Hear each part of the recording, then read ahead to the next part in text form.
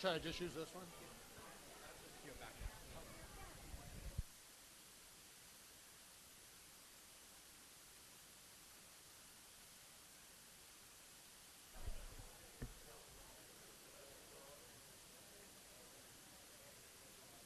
Should we start? We got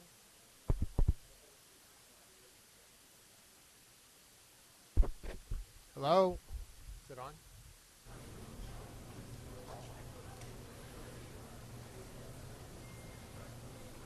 Hello? Okay, great. Welcome, everybody. We're going to just please rise, and we're going to say the Pledge of Allegiance.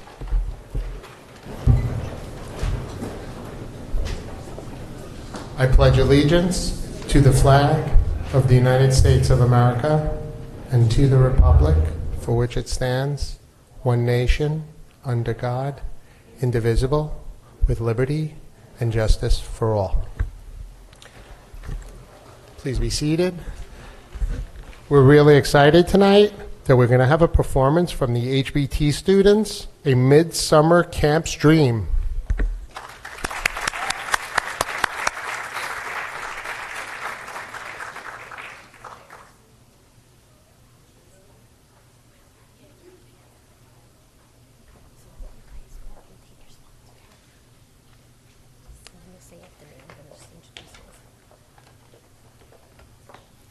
Hi, my name is Darlene Darris. I'm one of the music teachers at HBT, and I'm really excited to be co-directing with my colleague here, Ms. Chaparro, and very, very pleased with these wonderful actors you're going to hear from in a little while.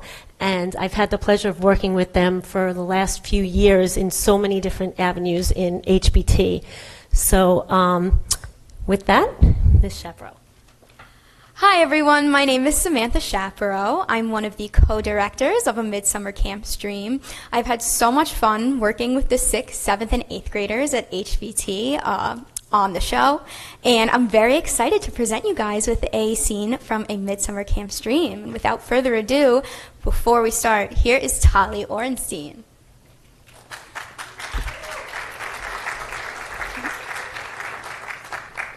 Hi, my name is Tali Orenstein, and I'm playing Helena in our school production of A Midsummer Camp's Dream. I am in 8th grade, and I am so excited to be in the drama club for my 3rd year. The show is a modern version of the Shakespeare classic A Midsummer Night's Dream, filled with drama, action, and lots of laughs. Our club, which is made up of about 50 members, including 6th, 7th, and 8th grade students, has been working on the show for about 3 weeks, rehearsing almost every day, and we can't wait to perform on October 13th and 14th. Our cast is incredibly talented, and happy to share with you now a scene which takes place at Camp Bluster, where the character Theseus announces his plan. Now we will introduce some of our 8th grade actors. Hi, I'm Shayna Landau, and I play Demetrius. Hi, I'm Kiki Powell, and I play Hippolyta.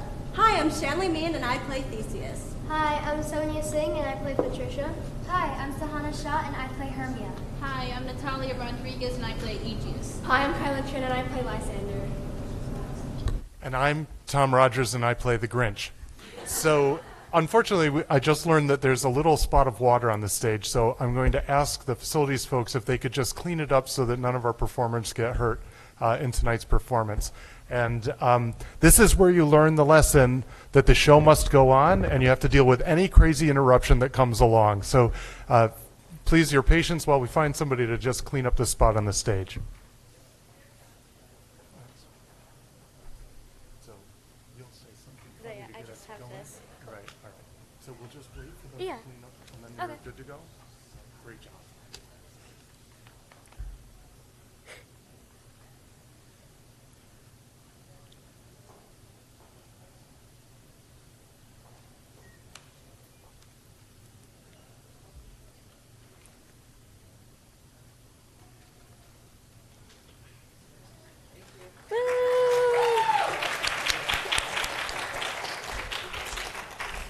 Now, sit back, relax, and enjoy a little snippet of HBT's production of A Midsummer Camp's Dream. Demetrius, come to me, son. I haven't seen you since New Year's Eve. Showing up out of the blue is confusing. Dad, what exactly are you doing? Your dad's building me a house. Be quiet, dear. On one of these camps. Hush up! With a pool a mile wide and a great big horse farm. You're an equestrian? Nah. I just like to look at horses. Dad, say something. Please talk some sense into him. I'll see if I can, but I don't know where to start. Sir, you're confused. Both of these camps are owned by Old Man Bluster. Not anymore. The old man went broke and I scooped him up in foreclosure. But that's robbery. We have rights. I think we should call a lawyer. Call mine first. They'll set you straight. They'll also bill you for now. You thief! You bully! Don't fret, Hermia. I can make this better. Dad, you can't close the girls' camp. This is the one I wrote to you about in my letter. So this is the gal you've got your cap set for. Hippolyta, what are your thoughts? The woods are no place for a manicure. There is a tick stuck to my polish. Wait, me? And you? We're basically going steady. What? That's not true. I'm spoken for already. Must admit, the romance has been quite a whirlwind. Hey, Rich, you best away from my girlfriend. So go on home, Dad. I'll see you at the end of summer. Send me a check. If I need anything, I'll come under. I'm afraid the deal I speak of has already been stamped. A worker's on the way to start dismantling a camp. But the end of the season talent show is supposed to be this evening. The kids have been practicing all week long. Please, sir, use some reason. Reason is useful in logic and science, but in business, it's all a competition, which is exactly how this dilemma will be resolved. Listen up, I have an idea. You can perform your show this evening, and each camper may do their best to win all the marbles in a not talent show, but a winner-take-all contest. So what you're saying is the winner's camp gets to survive? And the losers pack their bags and skedaddle before sunrise. See, I told you I'd help you, dear. Now how about a kiss? I would rather kiss a mule. So did you hear, Demetrius? The face of a donkey is more preferable than yours. That's from spending too much time staring at you, of course. Hey, break it up! Now I want to get to the bottom of this, so please follow me. We'll talk this whole thing through in my office. Very well. But there's not much to say. I've got the papers and the signed deeds. My crew must strike ground tomorrow morning or the deal will be in breach. My fiancé never leaves a contract up to date. I mean, he made me sign a prenuptial before our first date.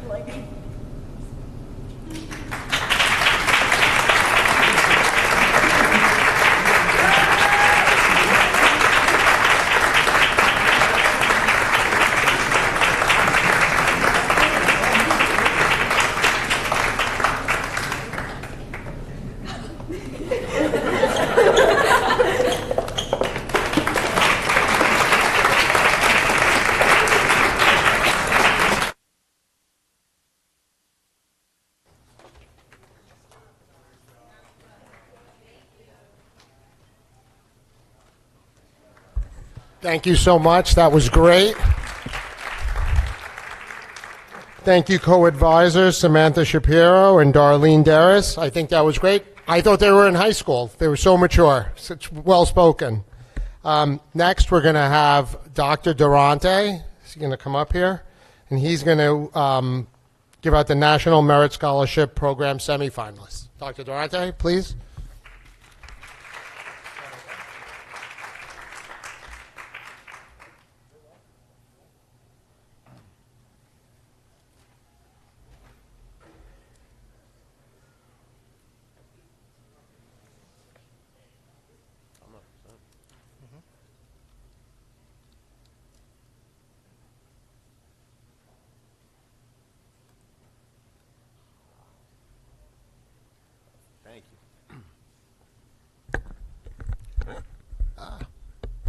Good evening, everyone.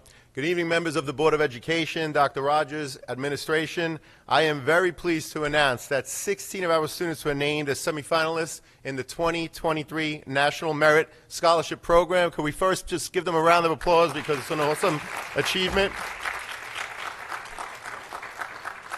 Juniors in over 22,000 United States high schools entered the 68th Annual National Merit Program by taking the October 2021 PSAT.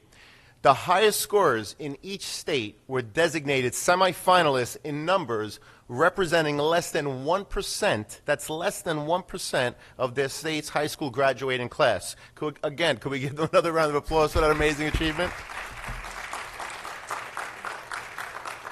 Our students are among approximately 16,000 high school students nationwide who were named semifinalists by the National Merit Scholarship Corporation. We are very proud of their achievements, and at this time I'd like to introduce them to you. So students, when I call you, please come up, get your certificate. I'm going to line you up over here so that we can take a picture with the Board of Education.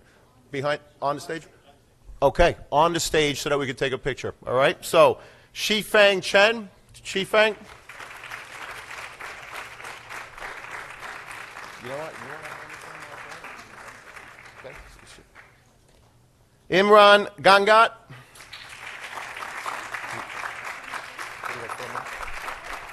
Sabrina Guo. Alan Wang. Vatsal Kalola. Stella B. Kim.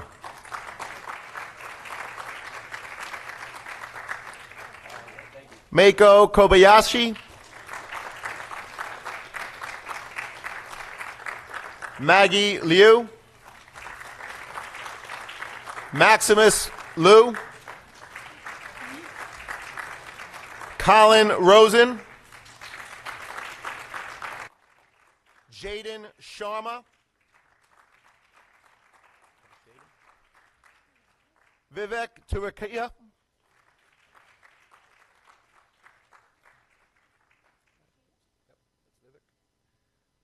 Alex Wang. Jonathan Wang. Abigail Wu. And Yiyu Zhang. Congratulations to all the students. Thank you so much for having us tonight. And at this time, if the Board of Education could come in front of the students so we could get a photograph, that would be awesome. Thank you so much. Philomena, you got it? Hey,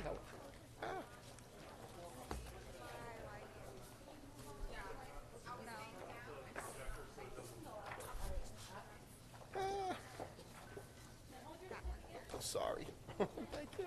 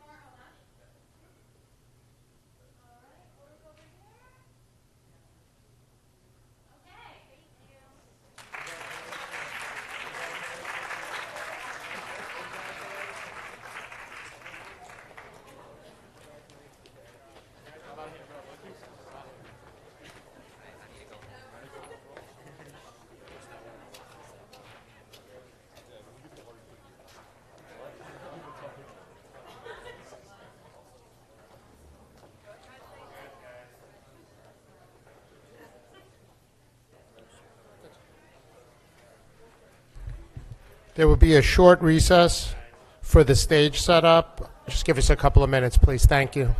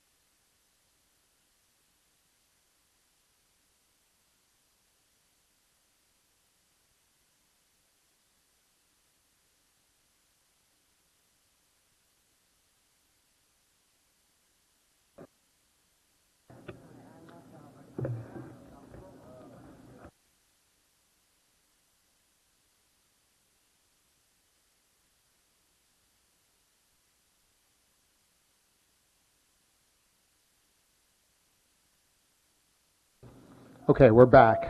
So we're going to start. There will be a public hearing regarding the Code of Conduct. Ray Laverso, Assistant Superintendent for Curriculum, Instruction, and Assessment, will review the update. After Ray Laverso's report, the public may have comments on the updated Code of Conduct. Audience to the public rules will follow, and this will only relate to questions regarding the Code of Conduct. Ray Laverso, please. Thank you.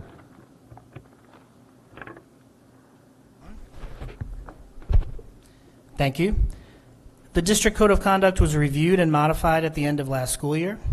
The revisions include general edits to phrasing, removed language specific to the pandemic, generally relating to mask wearing, an updated list of protected classes. The law sets forth classes of individuals by type concerning discrimination, which were added to our code in order to remain in conformance with the law.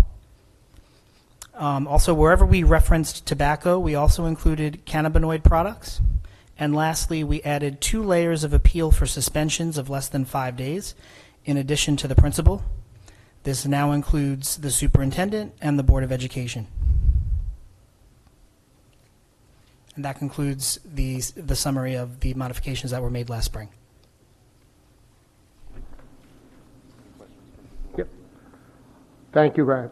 Any questions from the board for Ray Laverso? Okay. This will start audience to the public. Would anybody like to come up and speak regarding the Code of Conduct?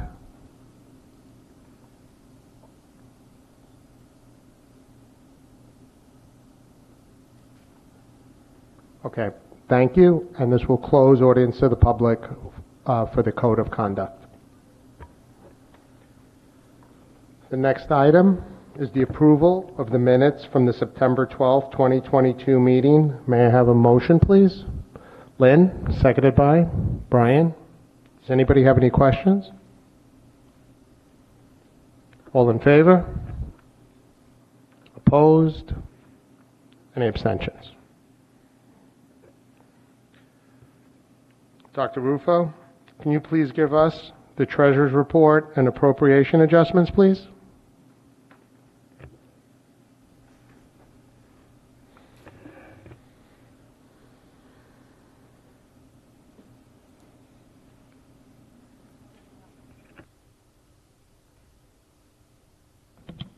Okay, thank you. The treasurer's report shows that the cash on hand for the month end August 2022 was $64,736,773.99.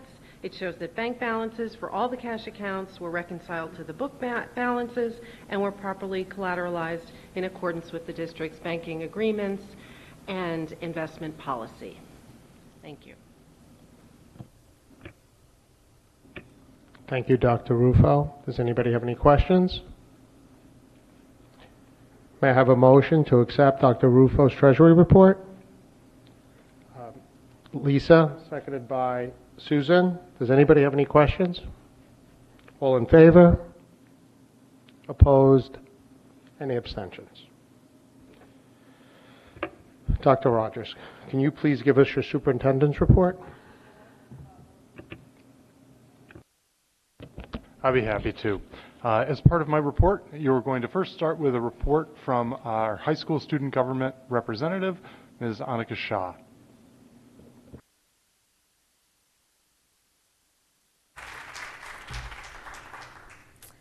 Good evening, Dr. Rogers, members of the Board of Education, parents, teachers, staff, and students. My name is Annika Shah, and I am happy to represent Syosset High School as the Senate Vice President. I'd like to start off by talking about how it was so great to start off this school year as a year of normalcy, entering out of the pandemic. I think it was really great to see a lot of the students really feeling the school spirit at events like the freshman orientation, the senior kickoff, and especially the first home football game with the Friday night lights. We just had the lights installed on the football field, and the student section was full. I went, I couldn't even get a seat. I had to sit on the floor, so it was the school spirit was incredible at the first football game.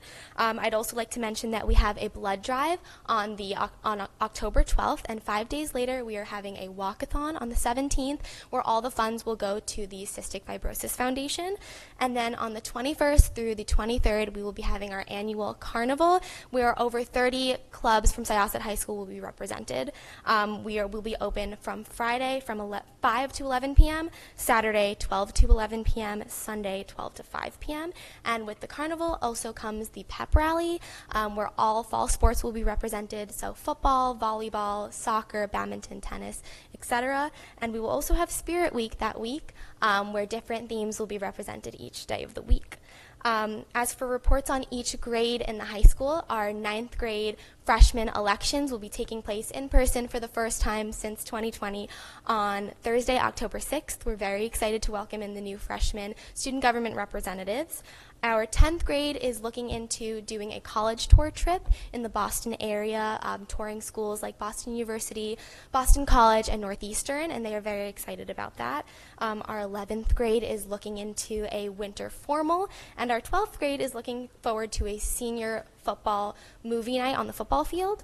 And as an update from the Student Activity Committee, we've recently received a quote for a sound system in the courtyard, and we are having benches made by our own technology department for the courtyard as well.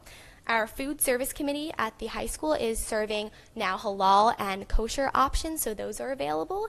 And the Prom Committee will be formed next month for the 2024 through 2026 class for future prom venues, since this is our last year at Cipriani in Manhattan. I'd also like to speak about some clubs that I have participated in throughout high school and that I'm now the president of. I'm incredibly proud of their progress and the advancements that they've made to empower young women in our school and our community and globally. I'd like to start off by talking about Young Women's Forum. We are holding our annual Project Have Hope fundraiser. Project Have Hope is a nonprofit organization that serves to financially empower women in Uganda who are making handmade jewelry. We receive their handmade jewelry every year and sell them during lunch periods, and we hope to top our $1,000 donation from last year. The Women in STEM Club is also looking forward to a mentorship program with the Southwoods and HBT students in Girl Talk, and we hope to help them with the transition from 8th grade through 9th grade and encourage them to join STEM classes and STEM activities, as we see this is the time where there's a real gender gap in the STEM classes. I'd also like to thank all of the programs that we have in Syosset to give supports to the clubs like the ones that I lead. I'm very thankful for that. And that's all I have for tonight. Thank you for having me.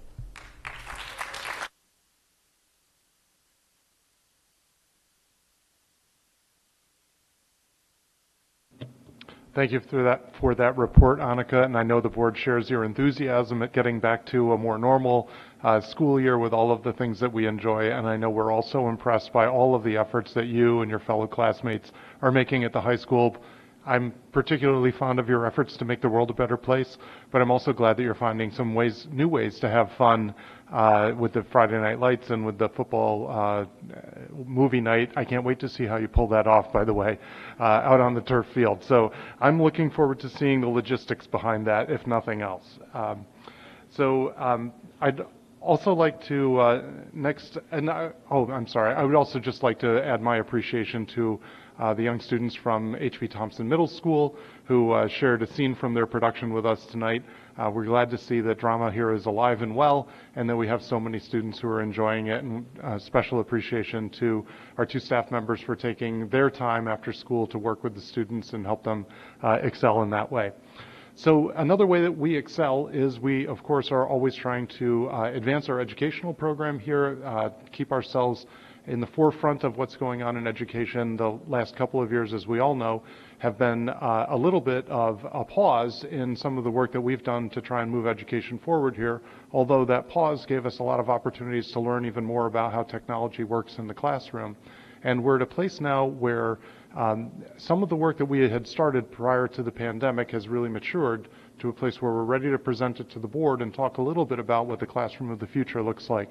The board, as you may have heard mentioned at several of the last board meetings, has been putting particular emphasis on our facilities here, recognizing that there are opportunities to continue to maintain these older buildings, but also opportunities to really invest in what classrooms will look like to prepare students for the world that they're going to inhabit when they reach adulthood someday. So we're sort of aiming for a point in time that hasn't happened yet, but we want to prepare students for that with the classrooms of today. So we have an opportunity in front of us to describe that classroom and to also identify an opportunity to defray a lot of the costs of building those classrooms. So I'm going to ask Mr. Steinberg, assistant principal at the high school, to take us through the Classroom of the Future presentation and also some creative ideas for how we can fund this.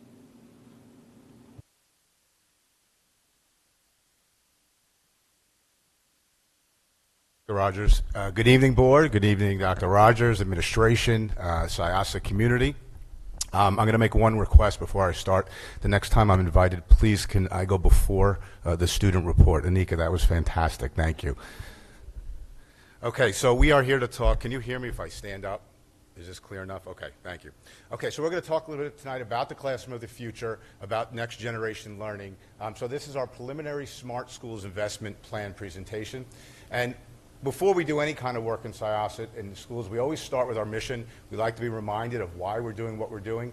And so we look at that and we understand that we're trying to prepare our students to thrive in both the future we imagine and the one in which may evolve in ways yet to be envisioned. And as we go through that process, thank you, we start with our why statement and we look at why we're doing what we're doing. And we're trying to make our students responsive to a changing world, and importantly, trying to make sure they take agency and that they take ownership over themselves, their communities, and also society as a whole. Then we look at the how. Then we look at how do we do this. And here in Syosset, we do this by cultivating inquiry, excitement. We're looking at the intellectual agility and the cultural competencies of our students, and ultimately what's the what that we're after. Here it's a cohesive K-12 learning community and meaningful collaborations, which we're going to see as we begin in the design of this next generation classroom. So why do we need a next generation classroom? Well, I think the picture says it all. The picture on the left, Syosset 1959, this was actually taken from a yearbook. I found it in the high school, and I took this picture. It's a Latin class. And the picture on the right is a current social studies classroom. So we could do the exercise of compare and contrast, but I think it's coming pretty clear that they might even be the same desks. But let me assure you this. This is some of the classrooms. It's not all the classrooms at the high school. Okay? And this is where this project is now coming in. The picture on the right is one of our most recent classrooms. Okay? And this is what we consider a next generation classroom. You can see that there's different kind of desks, the flexibility of those seating that are there. You can see some technology on the wall. So why do we need to do this? Because at the high school, students can walk in and out of a classroom, go from one class, period 1, to period 2, and what's available in that classroom varies greatly in those classrooms. They might go into this classroom that you see here, but the next class is 1959 all over again. And if they're going, and we have a group of students that might be taking, let's use a social studies 10 class, and they might have a next generation classroom, but a different cohort of students that's taking the same course or in a 1959 classroom. So we have to ensure that there's equal access to the educational service, which would be the classroom itself. And we also want to ensure that what we're doing in the classroom is aligning with the mission of the district. That what we are espousing as a district and what we're after, we're actually able to provide for our students. So again, we always go back to our why of what we're doing. We're responsive. We're looking to make the students responsive to a changing world. And we want to make sure they're taking agency responsibility of themselves. Years ago, we established our technology why. We're going to talk a little bit about technology. We want to ensure that technology is not just a shiny object in the room. We want to make sure it's an actual tool that's going to help the students ignite their own curiosity, motivation, innovation, collaboration, and that they become contributors to the world, not just passive observers. So in 2017, we developed a pilot classroom. I don't know where it went.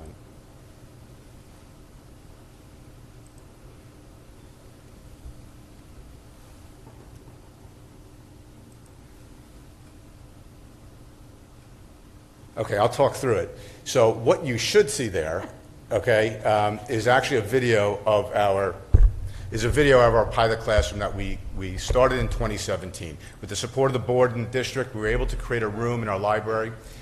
In that room, we had... Yep. No, go ahead. Keep speaking. Okay. So in that room, what we had put into that room was a series of technologies, interactive boards. We had put monitors in that room, flexible furniture. We'd painted the walls whiteboard paint. So now I'm going to ask you to use your imagination, right? So you walk into a room, you have these beautiful shiny white walls, you have monitors throughout, okay? Some are interactive, some are not interactive. Okay? The difference being that your interactive boards are ones that you can go up to, you can touch, it's like a touch screen, almost like a big iPad of sorts, and your non-interactive boards are just standard monitors. What we would see in that room when we walk in, and again, I'm going to ask you to use your imagination, is if you have a group of students who are seated around a non-interactive board, and there's a plug running from the monitor into one of the students' devices, which is allowing the students to share their work on that monitor. And while they're sharing their work on the monitor, their classmates are around there collaborating over what they're doing. So we can envision that. That sort of thing also happens on a whiteboard wall. Okay? We see that at the high school in the whiteboard walls we have put in that room. We see it in the ones that we put in the library. Students collaborate together. They problem solve. They create. What we're after are those 21st century skills that piece of it came up on the boards.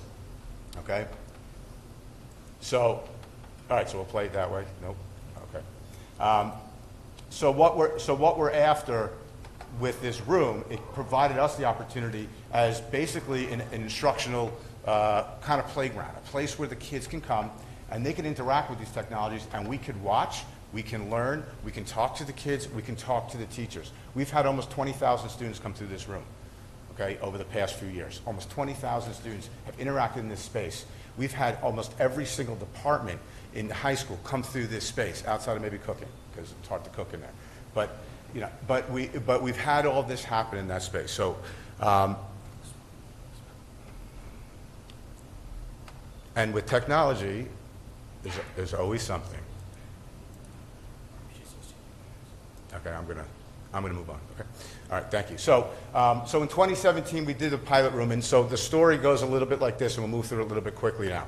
2017 to 2019, we had that pilot room. We outfitted that room with 2 interactive boards. We used 2 different brands, Smart and Promethean. Okay, and our philosophy was the technology has to fight for its life in the classroom. Okay, so the kids are going to vote basically on the technology by the way they're using it, the way they're learning with it. We put the monitors in, we put desktop computers in the flex furniture. We waited 2 years, and after 2 years in 2019, we looked at the room and we started to make some changes. We knew what was working. We knew the Prometheans were working. We knew the Smarts were working. But we weren't satisfied, so we added 2 different boards to that as well. Those boards maybe didn't survive maybe a month. Okay? They just were not working, and that was helpful for us to solidify our thoughts about Promethean Smart. We added laptops. We added Chromecast, which now permitted the students to share their work without a wireless to the screens. That worked well. We increased the monitors to see how that impacted. And then we took what we did in the pilot room and we brought that out and we piloted further into our academic departments. We took our 5 core academic departments, we took 2 rooms in each space, and we outfitted them with the technology and the flex furniture so we begin to see how that works. So we were very intentional about this, and why this went along, we talked to students, we talked to teachers, and we learned. Then the pandemic hit in 2020. And when the pandemic hit, we had to shift our focus away from away from what we were doing towards the virtual and hybrid instruction. We created the Classroom to Go for teachers so they could teach from any place they had to be, but we had to pause the piloting of all these next generation tools that we were looking at. However, the opportunity that provided us was a reflection on what we were doing. We were able to understand how important the flexibility of the classroom was to the students being able to connect with each other, to relate to each other, to collaborate with each other. Because during the pandemic, as we all know, students weren't able to do that. They were behind masks, they were behind plexiglass, so that kind of interaction was not happening. But it really gave us time to look at and reflect upon what we did. So what did we learn? So during that time, we would learn, and we're basically able to distill it down to this, that if each of our classrooms had a basic set of tools that provided physical flexibility, we'd be able to support all learning styles throughout the curriculum, throughout our classrooms, with a basic set of this. So what does that look like for us? So our next step is to take the 100 classrooms in the high school And a basic suite of tools to put in there would be the interactive board, a large monitor, whiteboard walls, and flexible furniture in every one of our classrooms. The understanding is that the classroom now becomes flexible and standardized, so you have access, all students have access to the same classroom. Teachers now, when in their planning, it takes planning to plan how to use these rooms. So now a teacher doesn't have to plan for a 1959 classroom and a next generation classroom. They could plan for next generation classroom so they can plan for next generation learning so our students can reach the goals that we have set for them. Okay? So it's critically important from that standpoint. So again, just a quick review of what some of this technology might look like and how it might work for us. The interactive board on the left, we're seeing one of our earth science teachers recently teaching about Hurricane Ian. He's on an interactive board and he has the ability here to annotate as he's teaching. And that annotation that he's doing, you see in the red across Florida, the reason this becomes next gen is he could probably do that on the whiteboard that's next to him. But what that whiteboard can't do that Promethean can is now he can archive those annotations. And then he can upload those to a Google Classroom, upload to a Canvas page, and now students have access to that forever. So they can go back. If they didn't remember what happened in class, they go back and review. If a student was absent from class, they can go and see what happened and ask questions. So it's actually expanding the walls of the classroom. It's opening it up. Okay? So that piece of technology. The piece on the right is the image I tried to explain to you earlier. You see there's a student on a monitor. There's a wire to a computer, and there they are collaborating and problem solving together on there. So there's your teamwork, there's your shared problem solving. And then our flexible furniture. This is one of our health classrooms right now at the high school. The picture on the left is showing how these chairs can be in those traditional rows because there's still a place for that. Okay, 1959, there's still a place. It works in certain settings. We still need it. But in a 37-minute class in the high school, time is of the essence. And if you're trying to get students to collaborate and work together, you need to be able to move in and out of those scenarios fairly quickly. The current 1959 desks that are in there, by the time you pick them up and try to carry them around, it's taking a lot of time, and therefore there's missed opportunity for the students in terms of how they can be learning in that moment. So we're seeing that here in the flexible furniture. So the projected cost, I'm going to ask my good friend, Dr. Rufo, to chime in on that one. Okay. So the projected cost for the technology and the flexible classroom furniture is approximately $2.8 million. But the good news is that we can use our Smart Bond grant. We can use about $811,000 of that to offset some of the costs. So that leaves us with a remaining funding need of about $2 million. So our approach to funding this would be similar to the approach we've taken with other large-scale technology projects, which is a multi-year implementation. So we've projected that if we implement over 4 years, it would cost us about $540,000 per year, including escalation. If we've also begun to explore the possibility with Nassau BOCES of creating a project with them, similar to how we've purchased musical instruments and other things in the past, where we could anticipate building aid. But again, those are preliminary discussions that we'll continue to pursue. So so our plan is a 4-year implementation at this point. Okay, thank you, Dr. Rufo. And I think it's a good point to kind of just review again that there's 2 aspects to this. There's the technology purchase aspect, and then there's everything else for the classroom tools, right? And so that kind of brings us to the next slide, where the way we're going to look to fund the technology piece, and Dr. Rufo brought it up, is through Smart School Bond, which is really a process driven by the state.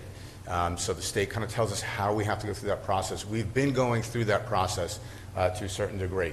We started this process back in January. We did a lot of work with teachers and students, did a lot of feedback with that. And you can see here we have to consult with parents, teachers, students, community members, and other stakeholders. So we did that. And what we've done to this point is we had spoken to teachers last year and asked them basically what kind of tools they have access to over the course of their teaching day. We want to understand, were they using interactive boards? Did they have access to flexible furniture, the whiteboard walls? And the key point there is that they did, but in varying levels. So there was an inconsistency across the classrooms. And something we knew, but just we got that feedback from the teachers. We also spoke to the students, and this was a fantastic process. We worked with the student government here, and the student government used the teacher survey, and we worked with them to adopt it to the students. So they sent the survey out to the students. They had 860 students respond to the survey, which is fantastic. And what they were asked was the students to rate basically their most desired classroom tool. And they were given a list of tools to do so that they had access to. And I'll just point your attention to the purple bars. The purple bar indicates the most desired. So purple's 5, the most desired. So what we're seeing is that the students reported through this that the Promethean board, which is interactive, was the most desired in their classroom. And that's quite a difference. Out of 859, you're looking at close to 400 students who responded that that's most desired. And then we see a similar trend when we asked about the flexible seating. So the flexible seating, we can see the same thing, most desired. What's interesting in the middle, if you look at the projector with the blue bar, that's the least desired. You know, that's what's currently in the classroom. So we're seeing that there's what the students want here. And even the whiteboard walls, you see, it's kind of even across the board. And that's because there really are not whiteboard walls in the classroom. The students aren't using them on a regular basis. They have whiteboards, but it's not a whiteboard wall. So it's a different kind of tool that we're looking at. So we spoke to the students, and we've gotten that. We did a presentation with our PTSA in order to get the parent feedback as well. And one of the questions we asked them was, does the high school provide adequate and regular access to classroom technologies that meet the learning needs of all students? What was concerning here was 27% said no. It's almost a third of our parents who responded said that, we're not meeting the needs of all students, right? So that puts a little bit of urgency from our standpoint, because our goal is obviously to meet the needs of all of our students. When we presented the idea of upgrading the technologies, we presented it here tonight, and we asked now parents respond to the statement that technology updates will benefit all students, providing regular and adequate access. The good news is that 100% of the parents then responded yes. Based upon that, they would. 75% basically strongly agreed with that, and 25% agreed. And anecdotally, we gave the parents an opportunity to kind of, let us know anything else they wanted to share. And I thought this was great to share. A parent said that the kids need to be comfortable in using the technology. They need to understand what's current as they move through it, because that's going to be their life. But even nicer was this last statement here about the shiny object. The parents' concern that it shouldn't just be a fancy chalk or whiteboard. It's got to be something that's going to help instructional practices evolve. And that aligns beautifully with how we approach it, so it was great to hear that as well from the parent. Okay, as we go through. So where are we in the Smart School Bond process? We have the teacher, student, parent input. Tonight we're here to elicit the community and other stakeholder input. From a timeline standpoint, October, that's tonight. This is the presentation of the preliminary Smart Schools Investment Plan. We'll go into a 30-day comment period where the community and other stakeholders will have an opportunity to input on the plan. November, the plan would be then to present the final Smart Schools Investment Plan, and then the application submitted to New York State. And then if all goes according to plan, what we would anticipate is by September we can actually start this work.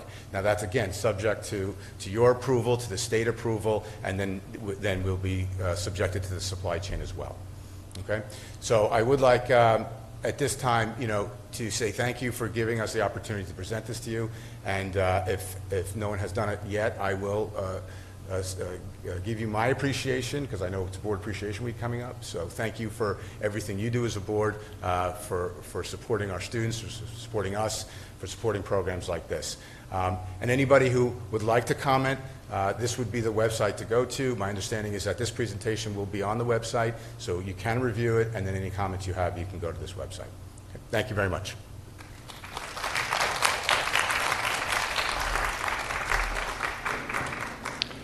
David, before you leave the podium, and thank you for the presentation, before Mr. Rotolo asks board members if they have any questions for you, would you just please elaborate a little bit more on how the role of the teacher changes when you have multiple technology-enabled stations in a classroom, because it's not the teacher at the front of the room anymore? Yep. absolutely. So what happens in that situation now is your teacher becomes more of a facilitator. The sage on the stage disappears in a sense. I wish the video worked, because what you would have seen in one of those videos is you would have seen the teacher sitting in the back of the room while the students were on the technology and working together. So what it does is it really speaks to that idea that we want our students to take agency. They become the owners of their process. Right? So they're in there, and the teacher then has that opportunity to monitor their process, help facilitate them through that process, as opposed to the teacher having to feel the need to stand in the front of the room the whole time. And that's an important piece to it. Right? And the more we can have our students talking with each other, the more they're going to feel empowered. Their voice is going to be heard. Right? They're going to feel a greater sense of belonging and ownership to what they're doing. So the teacher's role does begin to shift. And part of what would have to happen here over time is we would provide certain professional development to help teachers understand how to use those spaces most effectively for those that haven't done it yet. Thanks so much, Mr. Steinberg. So even though the video didn't work, the board was fortunate enough to have done a program tour, and we did get to go to the Smart Classroom. And while we were sitting there, I mean, we were very impressed. The teacher had asked a question, and the answers were coming up, but I couldn't figure out where I didn't see anybody raise their hand. And then what we noticed was that they were collaborating, and they were already answering. So I was like, wow, I've never seen anything like that. So it was actually like technology, real time in action. So did a great presentation the day you took us around, and beautiful presentation today. Does the board have questions for Mr. Steinberg? Lisa? Hi, Mr. Steinberg. Thank you so much for your presentation. This was really great. Just echoing on Tom, we had done that you had done that presentation for us back when we did the board tour. We actually saw that next generation classroom, I believe, that you pointed out, which was really fabulous. You pointed out the different technological pieces, so even though we didn't see it on this, I'm envisioning it as to what you had shown us that day. That class that we witnessed, I believe, was a health class, and that teacher did exactly what you're saying. He threw topics out, and then the kids just kind of went at it, and as these answers and whatnot were popping up on the screen, it was amazing to see how the kids themselves facilitated the discussions. And the teacher was just kind of there to make sure it was running smoothly, but it was really a great class. I think we watched it in the library. So we have a sense of what this is all about, which I think is really fabulous. I do have a question for you. You're saying that the plan that we'd like to put in action is for 100 classrooms, starting with 100 classrooms in the high school. How would we decide, or where would we decide how to start with the 100 classrooms? Would it be specifically to certain subject areas? Do you see more of a benefit in certain subjects than other subjects? How would we kind of divide that? Because I'm sure all teachers will want to, jump on it. Yeah, that's a great question. Thank you. And I'm not going to answer that. No, I'm kidding. It's a great question, and it's something that we would have to discuss further once we understood, the direction the board wants to go with this. We would meet as a high school cabinet. We would have some conversations about that, and we would collectively come up with a plan to implement these classrooms to ensure that, to your point, that it's being done in a way that, all areas are sort of being addressed, that it's not just one area that's going to get all their classrooms and another area has to wait 4 years. So it's a conversation we would have to have at the high school with our cabinet to make some decisions. Brian? Thank you for the presentation. This may be more for Dr. Rufo, but when we were talking about the $2.8 million and it being spread over 4 years, and this may be a premature question, Dr. Rufo, is the idea that since more than 2/3 the cost was in the furniture, not in the tech itself, would that first year, September 2023, when we start bringing in some of the tech and then sort of backload the furniture, is that a possibility? And I thank you for everything, and everything Lisa said I agree with. I just didn't want to repeat it.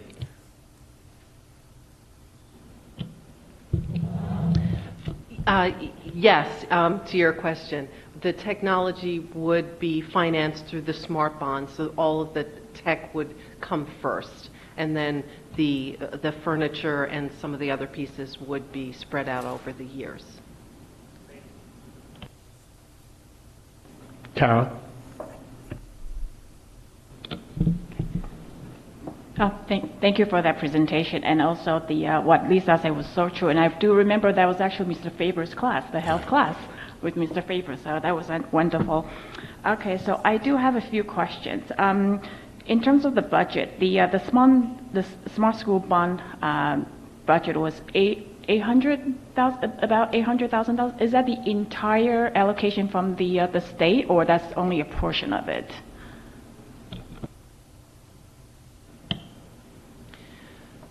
That's the predominant amount. Some of the smart bond, the regulations say that some of that has to be allocated to private schools within the district, and then there's a remainder, but that's I think it's almost $1.2 million. And so that 1.2 million is coming to SIASA out of that amount, or that we have to share that with the private schools? I assume that's going to be St. Edward's or Mercy First. No, the other one next to Mercy First. I can't remember the name. Our Lady of Mercy, right? Okay.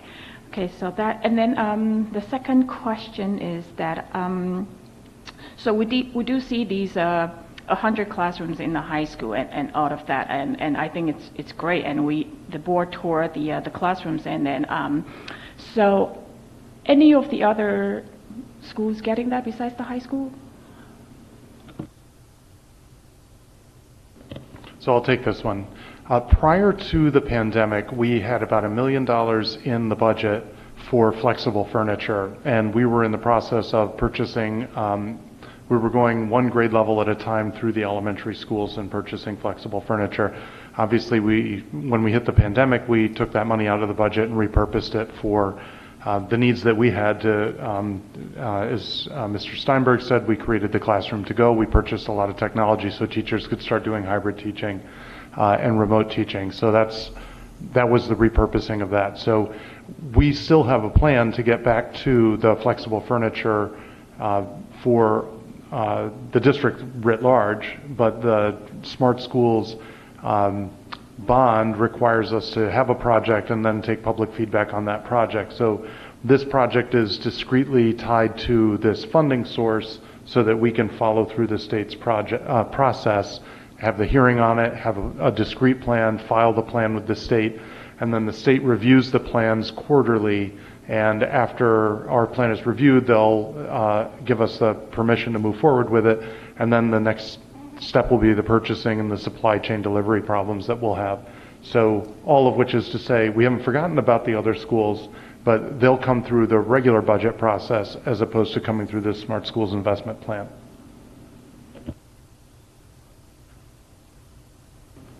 Shawnee? Thank you for the presentation. I'm a little bit confused. Is it different than SSBA? According to what I found on the New York State Education Department, it says SSBA authorized the issuance of $2 billion of general obligation bonds to finance improved educational technology and infrastructure to improve learning and opportunity for students throughout the state. I'm just a little bit curious about why we are limiting to only those 4 equipments when they are willing to cover interactive whiteboards, desktop computers, laptop computers, tablets, robotic equipment, projectors, 3D printers, servers, access points, and infrastructure.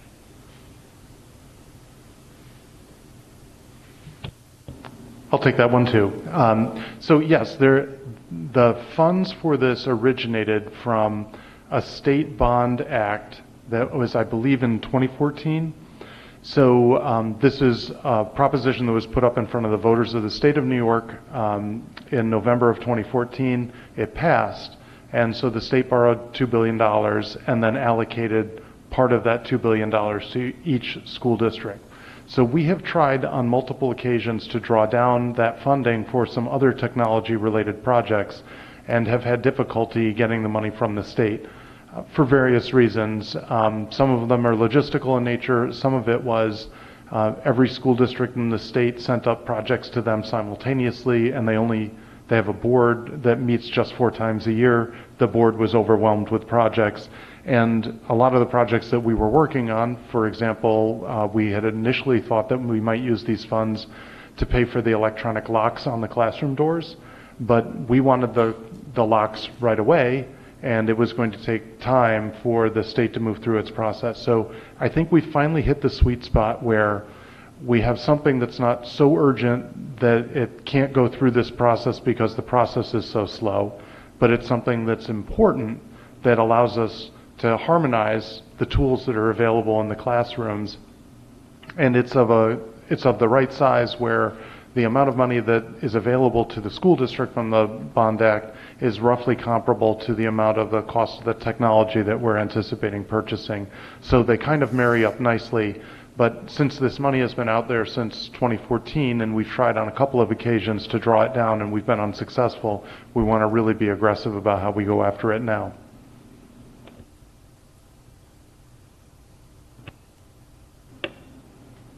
Anna? Just curious, is there anything at the federal level that we could leverage in terms of grants, in terms of any assistance or any initiatives that you anticipate happening?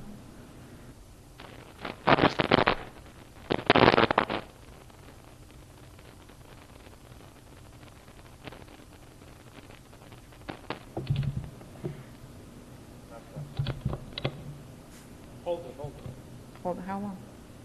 Turn it off on the right side. There's a little push-up button on the right side. This one? Yep. When in doubt, pull the plug. So there was a lot of federal money that came through in the last couple of years, COVID relief funds and things like that. We did use that money to invest in a lot of the work that we did to get through the pandemic. So I don't anticipate new federal money coming down, at least not in those kinds of grant programs that we've seen before, but we're constantly watching for those. And I know Dr. Rufo's office gets the flyers and the sheets from them, so we have a pretty good sense of what's going on. Dr. Rufo, I don't know if you want to elaborate on that at all. No, I would really just echo that what you said is so much of the federal money is all dedicated to COVID relief and those types of programs that there hasn't been anything that I've seen related to technology. John?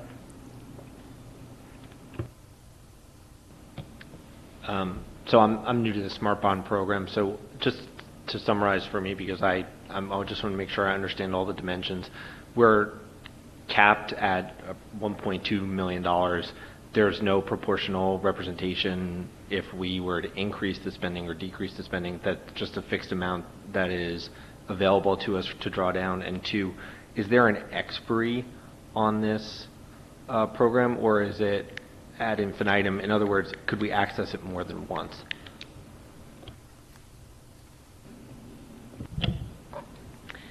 Yes, we can access it more than once, and no, it is not contingent on how much you spend like other types of aids. It is a flat amount. I'll elaborate on that a little bit. So of the roughly $2 billion that the state borrowed, they go through a formula where they decide how much to allocate to each district. So that 1.2 million, I wish it was billion, 1.2 million that's allocated to SIASA is a fixed amount. So we can't go draw another 1.2 million in the future or something like that. Those funds have already been borrowed, they've already been allocated. Our money is sitting in Albany waiting for us to draw it down, but once we draw it down, there's nothing left. There isn't any expiration on the ability to draw the money down, but having worked in Albany for 20 years, my fear is that we're in the 8th year now of this bond proposition, and I worry that the state may say, okay, we're done. And I'd like for us to be really aggressive about going after these funds sooner rather than later. So totally makes sense to me. I had a couple other questions regarding the flexible furniture and all the other sort of covered technology components. I noticed that we did access reviews of teachers, but we did feedback from students in terms of preferred devices. Do we have any sense from teachers who would be using the devices, one, if they have sort of preferences that may align or not align with students, and then number two, we mentioned development. Is part of that development having within Syosset collaborative opportunities for teachers to share their own best practices with the devices? Great. Thank you for the questions. So the first question, yes, we do have feedback from our teachers of their preferred devices. Part of the process of that pilot room is when teachers would go in there, we had feedback forms so they could feed back to us and tell us about their experience with the device. What we initially found out early on was that there was varying levels of response to that. Some teachers initially found it maybe not the most useful, then other teachers found it to be extremely useful. As time went on and teachers would collaborate with each other, so we have a number of embedded programs at the high school, one of which is our Teachers Actively Collaborating program. So it's an embedded professional development program that happens during the day.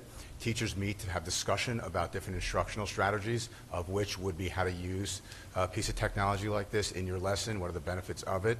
They also visit each other in the classrooms. So they'll go and visit each other in the classrooms to see the technologies at work, among other things, so they begin to build a capacity. And as that internal capacity builds, what we find is that the teachers become experts in the use of these devices, and now they're creating the best practice for it, as opposed to just trying to chase the best practice. So hopefully that answered maybe both of those questions.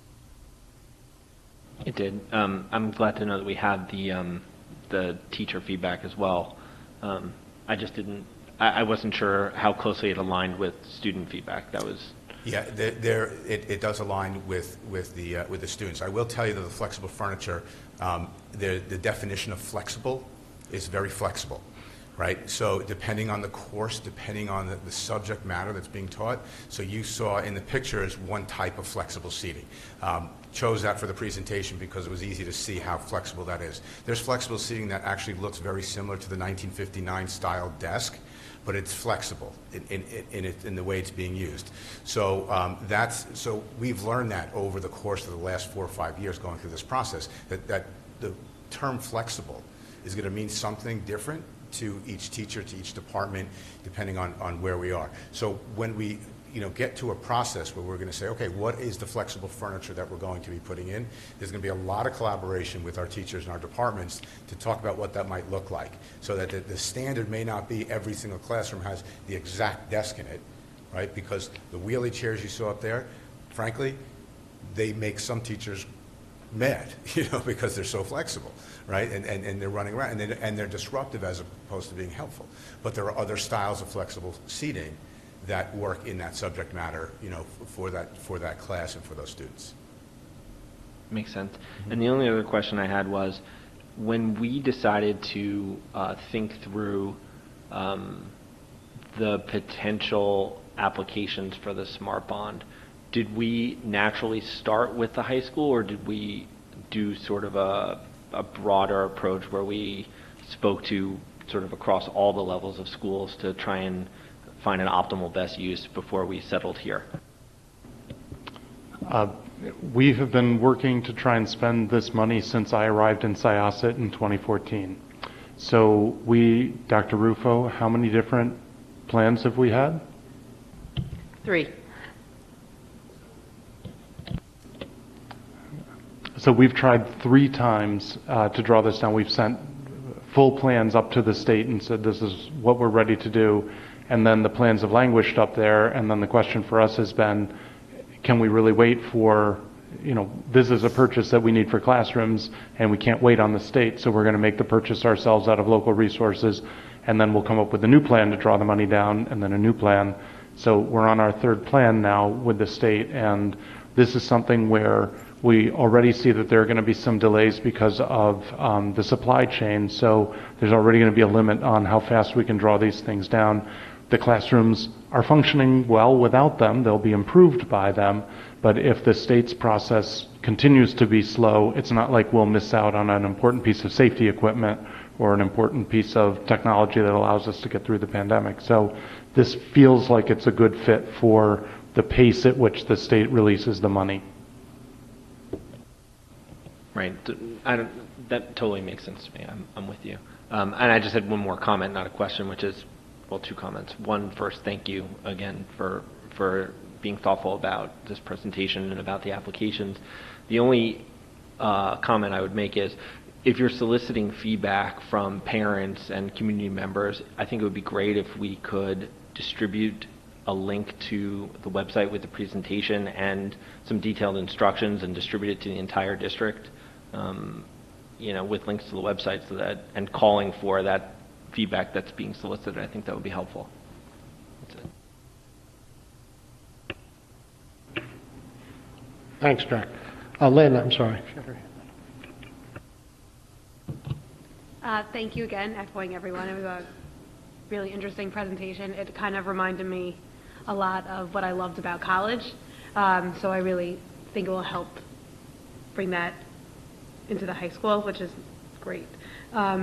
Two questions. One is, when you were designing the classrooms, was thought given to, as fast as technology changes and as we grow, is it going to be super friendly to grow like that? Will we be really flexible and enable new technologies and new things? And was that thought process put into it? And the second was, how did you arrive at the 100 classrooms versus how many classrooms are in the high school? Okay, so the first question, yes, there was a lot of thought put into the classroom itself being flexible and having the ability to evolve over time, so that we're not buying technology today that's going to be outdated, in 3-4 years. So then we're back here again doing the same thing, right? So we have been discussing that and looking at technologies that we can easily swap in and out. And it's something actually, when we built a pilot room, we had in mind as well. And so it's what I was trying to kind of communicate in the presentation, that after 2 years of the setup, we were able to pull boards off the wall, put new technology on the walls. We've been cycling technology in that room, just again for our sense to understand how do we switch in and switch out technology so we can remain as current as possible. As we know, everything has a useful life. So we all have cell phones, and and if you don't buy a new one every 2 or 3 years, your cell phone starts giving you problems. So we're hoping, obviously, that the lifespan of the technology will be more than 2 or 3 years, but it's going to have a lifespan. And we've been mindful about that. And I think under Chris Payne's leadership with that, that's been very helpful. And the second part of your question, you remind me what that was. Sorry. No, go ahead. The 100, you arrived at 100 classrooms, and I didn't know how many classrooms in total there were and how you arrived at that number. Yeah. So there are actually 108 classrooms in the high school. Okay, the 108 classrooms in the high school. 6 of those classrooms were redone in I think it was the 2020 bond or 2019 bond. They were the science classrooms that were redone. So they already have their furniture, they have their technology in that space. There's a little bit of technology that we would look to enhance those rooms with as part of this project, but we pulled those out. And so we arrived at the nice number of 100. Seeing that was a good number to at least, go into this and look to see what we have to do. So that's where it's coming from. Yeah, and I would just say on the point of future-proofing, we're really on a 4th generation technology. So the 1st generation technology would have been the chalkboard, and that was replaced by the whiteboard, which was replaced by the PowerPoint projector, and that really was sort of a quantum leap in terms of how information was presented. The next quantum leap now is to these interactive boards.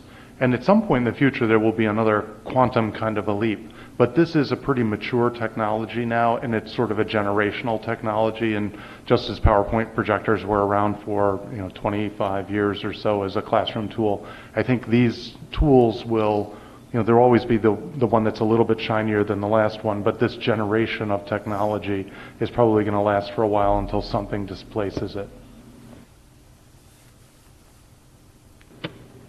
Thank you so much for the presentation. I also saw the health class, and it blew us away. It was amazing. I thought one of the best things about it was the teacher could actually see what the kids were writing in each individual computer, and I thought that was such a great way for them to be able to draw the kids out who didn't always love to participate or don't want to raise their hands, but they knew what they were doing and they could see their work without putting them on the spot or engaging them. So it was great to see how engaged the entire class was. We were blown away. I just have a quick question. Do you have a best guess on when you think you would get an approval from the state? And do you think it'll come in time to do it for the fall school year?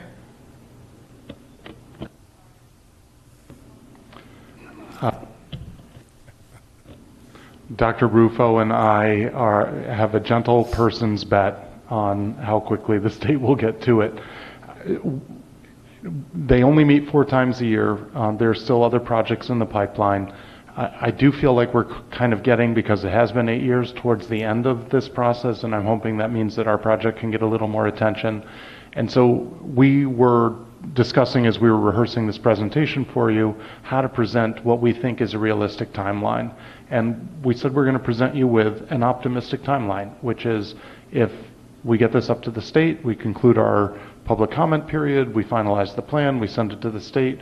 In one of the next 2 rounds of their quarterly opportunities of reviewing, if we can get into one of the next 2 rounds, it might be possible that the first device shows up in fall of 2023.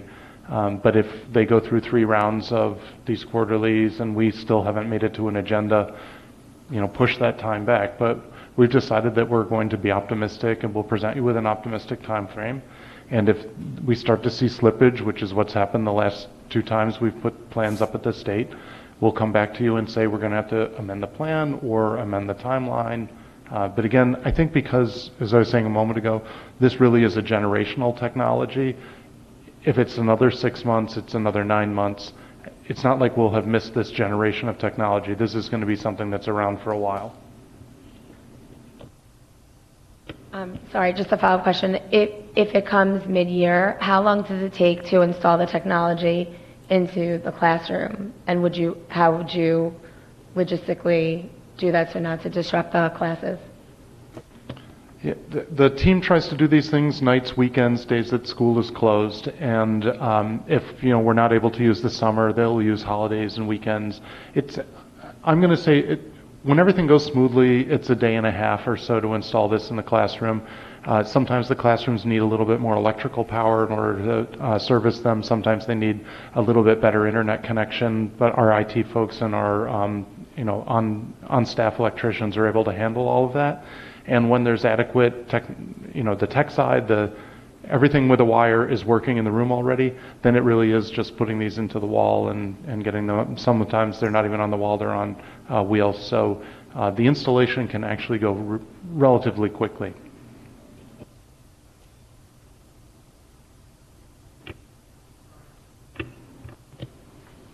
This question probably should have followed Dr. Park's question, Dr. Rogers, but it may be for you. Is there a reason we've included the furniture as part of the proposal, or am I misunderstanding this and we are seeking the grant money for just the tech and we're just presenting this today with everything included?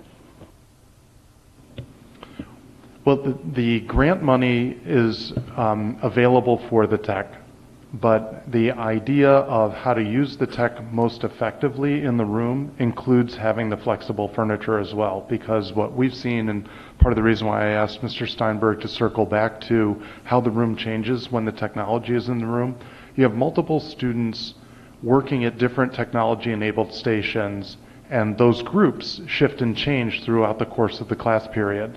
So if the students are in furniture that doesn't allow them to move from one group to another group, then we're kind of losing the benefit of the technology that we just drew down these grant funds to provide. So they do kind of go hand in glove with one another, although we anticipate that it will take, because of the 4-year rollout that we're anticipating, it will take some time for the furniture to catch up to where the technology is. But we think our proposal to the state is stronger as a full plan for how to invent the classroom of the future, or rather, I think we've already invented what we think is going to be the classroom of the future, and now how to go to scale with it. So we want the state to see this not as a disjointed purchase, but as a purchase with a plan. Anyone else? Thank you, Mr. Steinberg. Okay, thank you. And thank you to the board for that thoughtful conversation about this. This is exciting and a real opportunity for the district. So we have one last presentation before I do a handful of housekeeping things, and that is from our Syosset Council of PTAs, led by their president, Ms. Deirdre Dappas. This is less of a presentation, so it's going to be really quick. I'm Deirdre Dappas, the Syosset Council of PTA's president. This is Adrian Ashkin, one of our VPs. Every year, the New York State School Board Association sponsors School Board Recognition Week. The week honors board members' commitment to public education. As the association states, school board members take on one of the most important citizen responsibilities, overseeing the education of the community's youth. What may be often forgotten is that school board members are volunteers. The gift of your time, expertise, and commitment is critical to the success of our district. You balance your role as a school board member with work, family, and other volunteering positions. All of us in the PTA understand the challenges and opportunities that volunteerism can bring. We know you share our belief that working to promote the welfare of every child makes it all worth it. We are happy to recognize your efforts on this special week, but please know we appreciate your work all year long. On behalf of all the PTAs in Syosset, we present a small token of our appreciation along with a certificate from the New York State School Board Association signed by Dr. Rogers. The theme of this year's School Board Recognition Week is supporting success for all students. We thank you for your leadership and tireless support for every student in our community. Thank you very much.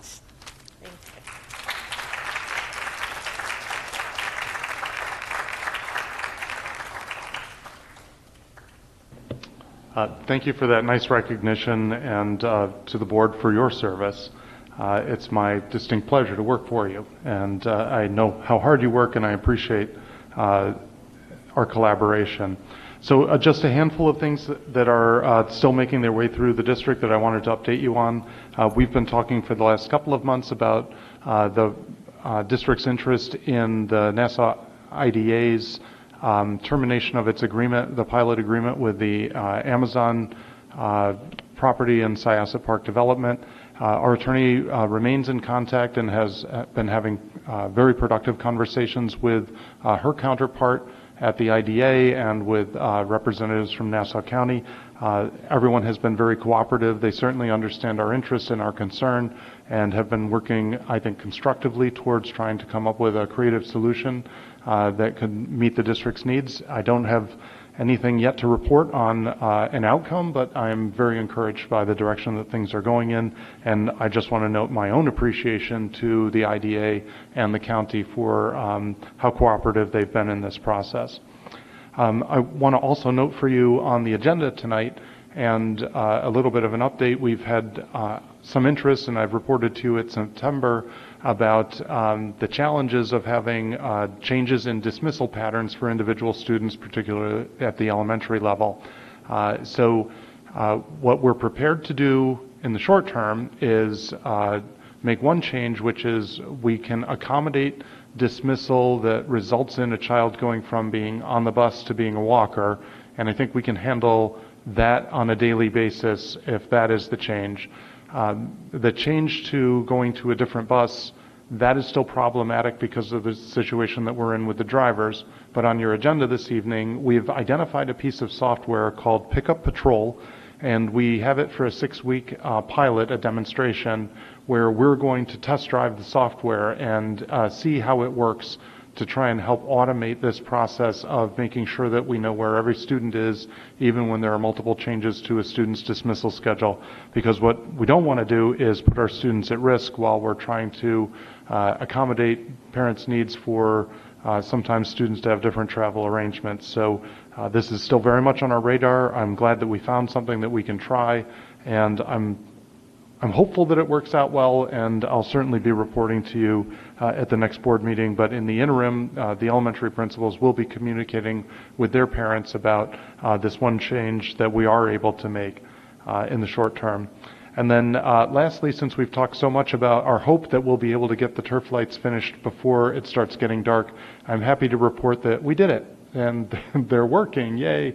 So we did have our first Friday Night Lights. Thank you to the board members who were in attendance that evening, and I heard similar feedback to what you heard from Annika Shah tonight about how excited students were to be at that game and the feel that they had for it, and a special note of appreciation to our security team who handled their first outdoor night event and did such a great job with it. And we'll continue to learn from that and get even better at it as time goes on. So that concludes my report. Thank you, Dr. Rogers. And a special thank to you, and I'm sure Trish and Christine, for trying to find a solution quickly for the busing, especially an automated solution. So hats off to you for that.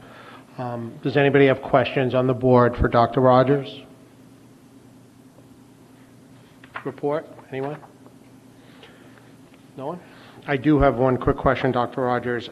We've had some community members and some residents come to the board meeting, and they continue to contact me regarding any updates on Stillwell, and I feel like an idiot because all I keep telling them is I don't have any updates. So I don't know at this point if we can find out anything, or if you have any updates. I don't know. Well, I'm very sorry to leave you without something more concrete to say. When I've responded to community members, as I did last month, to a gentleman who came and spoke during audience to the public, we would need to know if Nassau County is interested in being a partner with us in transferring this property. I have had some conversation at Legislator Lapizan and Legislator Drucker's request about their interest, but no one has made contact with the county executive's office. And as I observed last month, it was a sense that the previous county executive was amenable to this strategy. I just don't know what the current county executive's view of it is. I'd be happy to go have that conversation. To my knowledge, no one else has had it, and I can come back and report to you on it if you are curious to know what his perspective is on the subject. Okay, please. Any other questions, anyone? No? Brian? Jack? Brian, go ahead.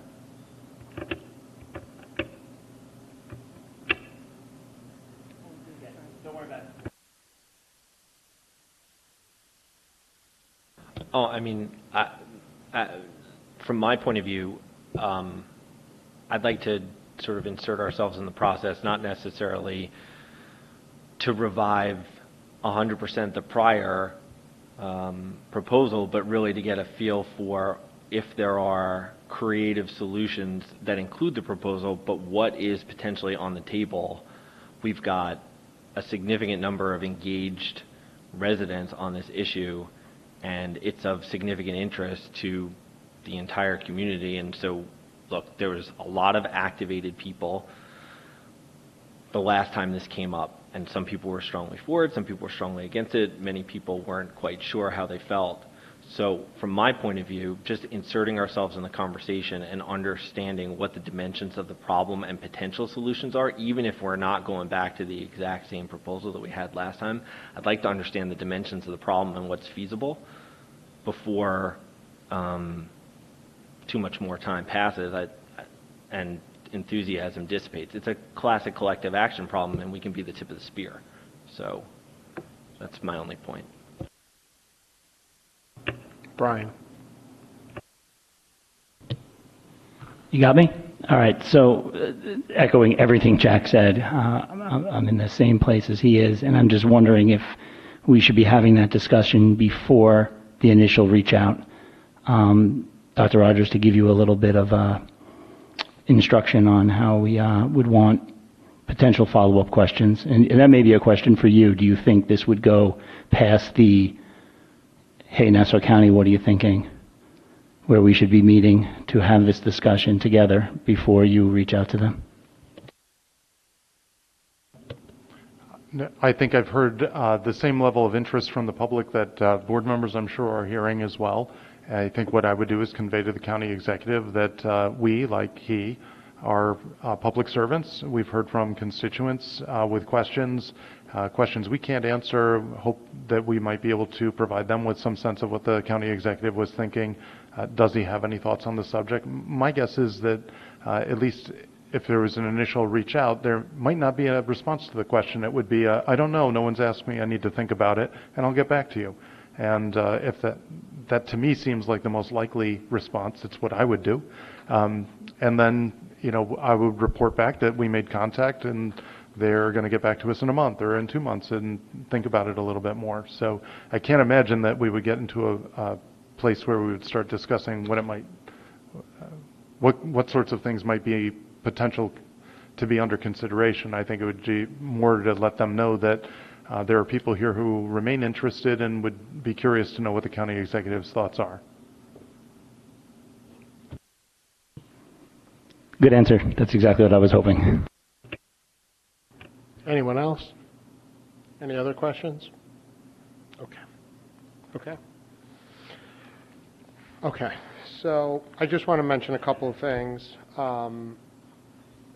Dr. Rogers had sent out a report from niche.com that had ranked, and honestly, some of this stuff to me is it's incredible. It's hard to believe, just like how our National Merit Scholarships, out of how many students in America, how well they performed.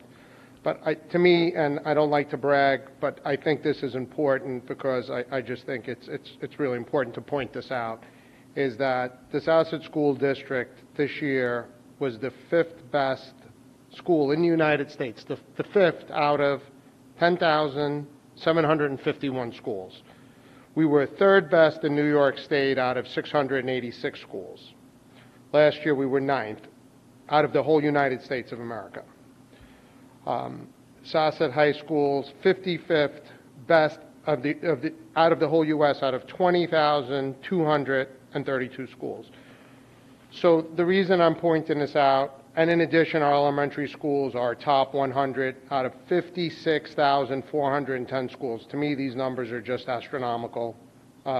Southwoods is 41 out of 25,154 schools and 4th in New York State out of 1,330 schools. And HBT is 45th out of 25,154 schools and 5th in all New York State, obviously. So I don't know how they come up with the rankings, but a lot goes into it. But I just want to say in 2015, we were 82nd in the entire country. And this is unbelievable to me. It's an unbelievable accomplishment. And I want to thank the board. I want to thank the superintendent, the cabinet, our principals, the teachers, our staff, our PTA, everybody that's involved in this. But more importantly, I want to thank our children, our students who put in the effort and worked hard to get this, and their parents who sacrificed to get their kids here, get them to all of the stuff, make sure that their homework is done, and the support that they provided. So I think this is important, and it's a great accomplishment, so I want to bring that up.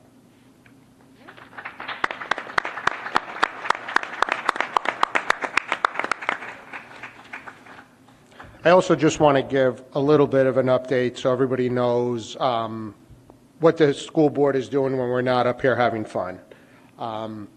As you've heard before, we had our Friday night game, our first game on September 23rd, and I played high school sports, I played college sports, and honestly, to be on that field was magical. I looked up at the lights, and I remember the coach used to say, "Don't look at the lights, there's a glare. You're not going to see the ball." But honestly, it was unbelievable. It was like day, how nice it was. We had a beautiful turnout. The stands were packed. We had students from the high school all the way down to the elementary school. Actually, my daughter came. She had never been to a football game. She never even stayed up that late, so I thought it was unbelievable. We had great support for the football team. The team did great. They rallied in the second half. There was so much excitement. There was so much community energy that for us up here, when we vote on this stuff and we anticipate this stuff, until you actually see it, like the construction we did at the high school, you almost can't believe that this will ever happen. I was also fortunate that I got to throw out, actually do the coin toss, which I'd been in the huddle a lot of times, but I never had the privilege to do that, so I was really appreciative of it. We also have soccer playing on the turf, so I'm very excited for that. Does anybody want to add anything about that night? We had a great turnout.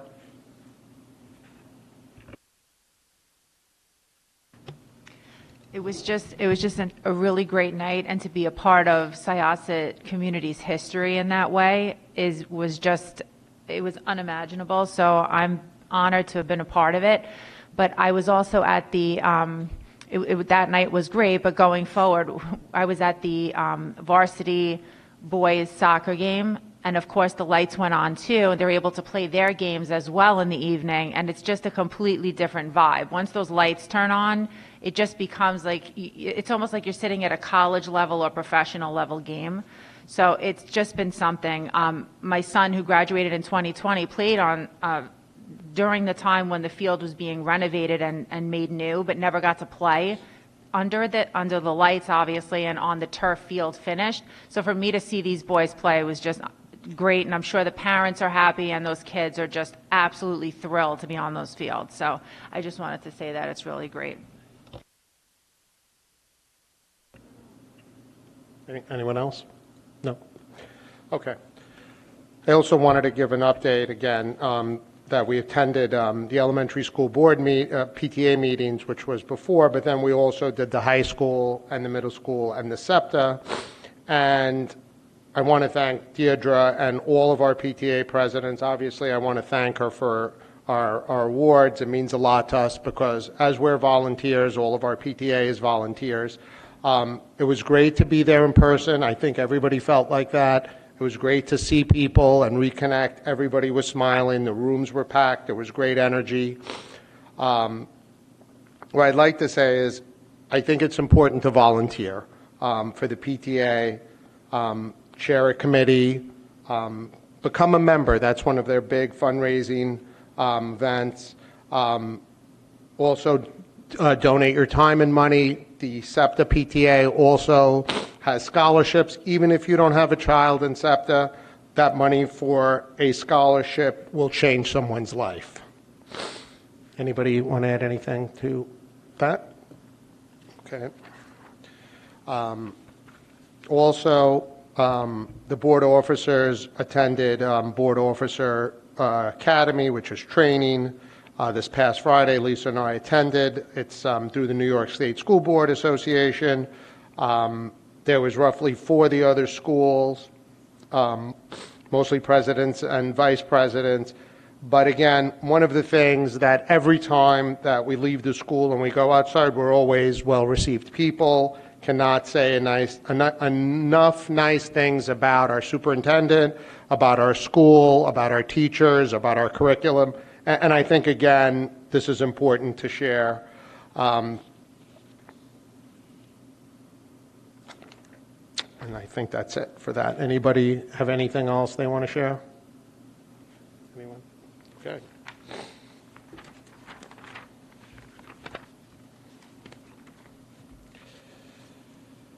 Okay, so we have no legislative items. Our next thing is audience to the public. If you can, please read the statement on the agenda to become familiar with our procedures. The Syosset Board of Education and the administration welcomes your attendance to the Board of Education meeting. Audience to the public affords residents of the district the opportunity to address the Board of Education. Residents must please enter their full name and address into the register located at the microphone before you speak at the podium. Each resident will have 4 minutes to address the Board of Education. The board will not permit polling of any individual board members by the speakers. After every resident wishing to speak has had an opportunity to do so, the Board of Education and/or the administration will do their best to provide a response to our residents' questions and/or comments. After every resident has had a chance to speak, the chair may recognize residents who wish to address the Board of Education for a second time after their initial 4-minute turn.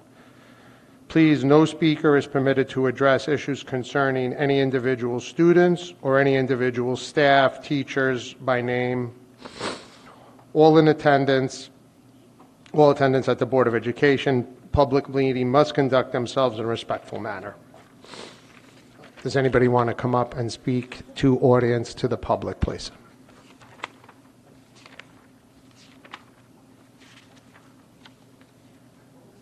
Hi. To be a SciSet parent, I got to say those numbers, number 5 in the country, you say, it's phenomenal, and I think it's a big thank you to you guys, because you're doing a great job. Last time it was a pack of us from Whitman that kind of throw the same thing out there.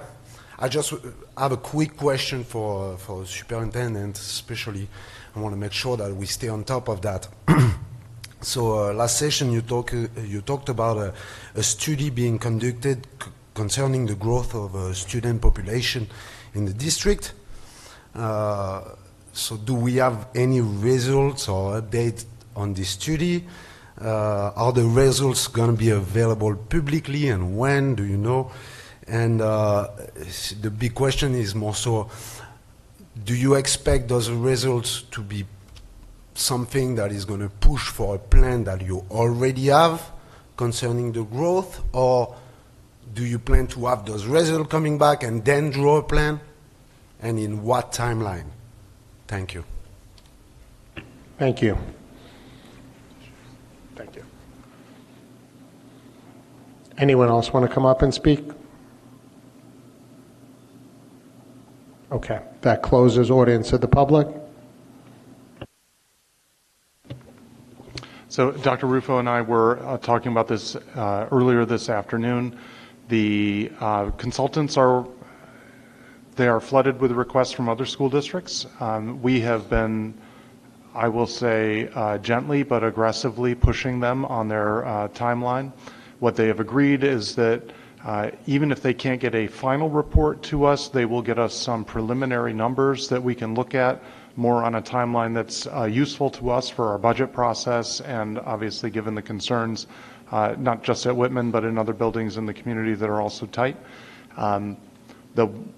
So to directly answer your question, I am hoping that I'll have something to report at the next board meeting in terms of maybe some very high-level overview, and then the subsequent meeting after that with much more detail. In terms of plans, anything that we do, and I mentioned this in response to a question from Ms. Falcove at the last meeting, will unfortunately be a long-term plan. So once were options, short-term options that were available to school districts, those have all dried up. We did spend some time this month working with our architects to see if there were any remaining options for short-term flex space to be added, and there really aren't any longer. So that just means that we have to be sure about these numbers before we make big investments behind them.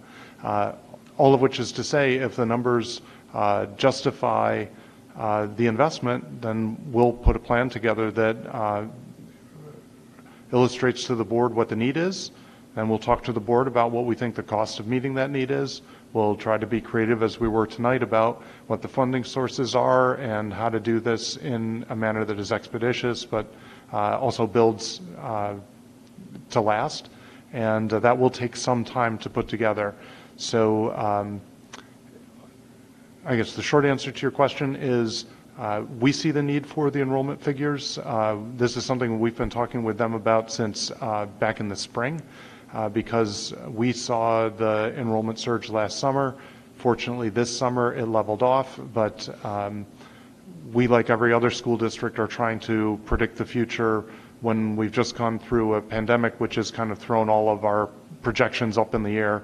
And the one advantage we have to going a little bit later than other districts is that they will have gone through this process a number of times with a lot of other districts that are similar to us demographically, and will be able to benefit from the learning that they did with those other districts. So there is some advantage to where we are in the position, but we have to press them because they are so busy. But I appreciate the comment. We are very much on it.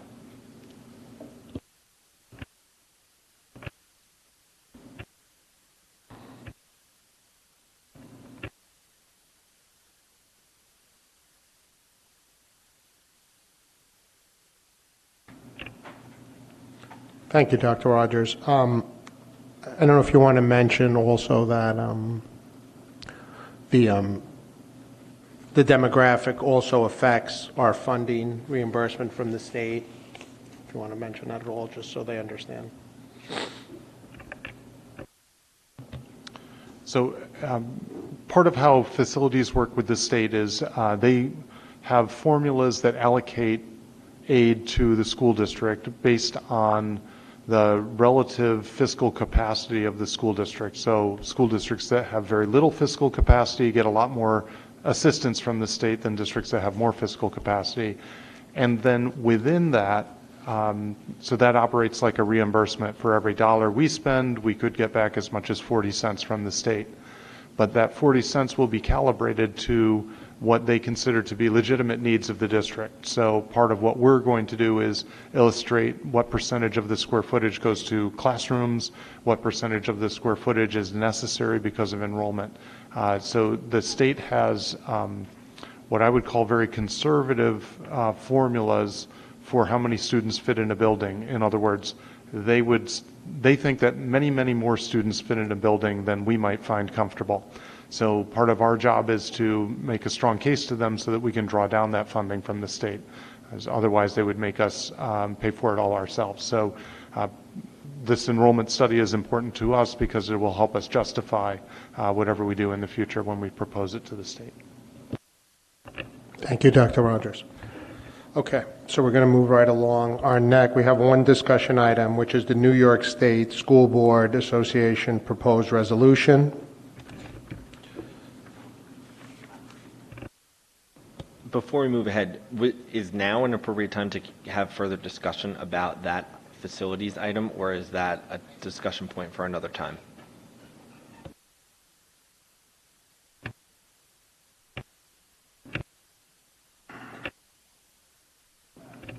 I would think that's a discussion point for another time.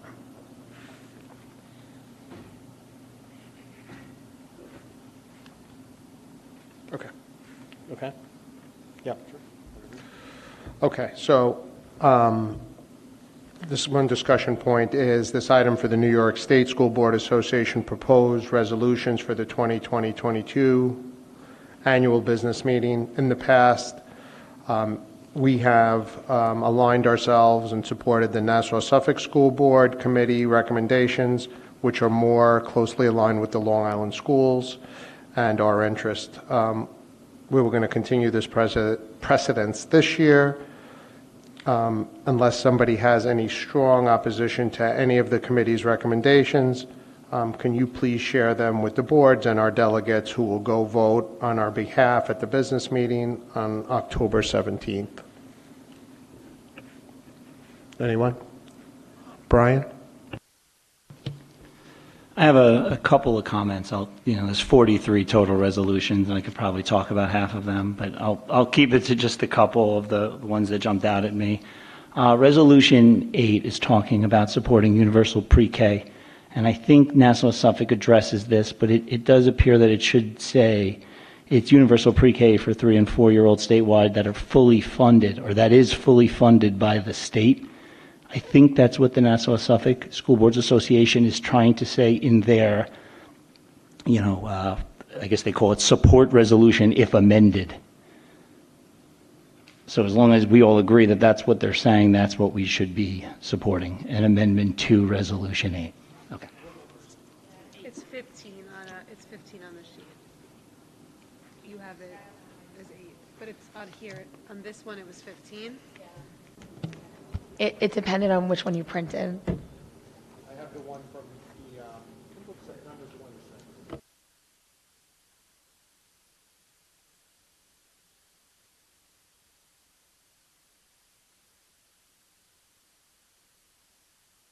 7. Brian, you're just recommending fully funded word change for that? Fully funded by New York State.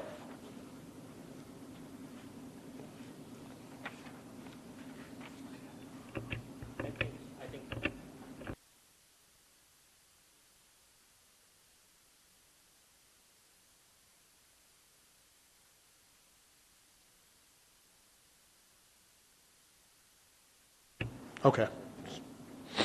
That's fine. Brian, you want to continue? Just tell them from you. Go ahead. The next one was Resolution 25. This is the one that talks about amending 18A of the GML to permit school districts at their option to be parties to pilot agreements. They say it in the rationale, but shouldn't it be, permit school districts at their option to negotiate and be necessary parties to the pilot agreements? I know that's what they're getting at.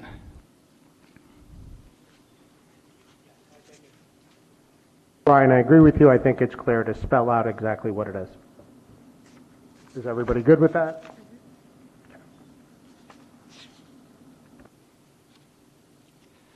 So one other one is 16, but Ms. Abramson just showed me a copy of the fact that Nassau-Suffolk is not recommending 16, which I don't think we should be recommending, that we be. So 16 is support legislation at the state level to allow school board members to receive a stipend for their work as trustees. I don't think anything Ms. Dappis said would be applicable anymore if we took stipends. So we should not be recommending that as a board, but I do think Nassau-Suffolk is not recommending it, even though NYSBA is. NYSBA is recommending it. It's number 16. What number is it in the revised? Lynn knows. 22.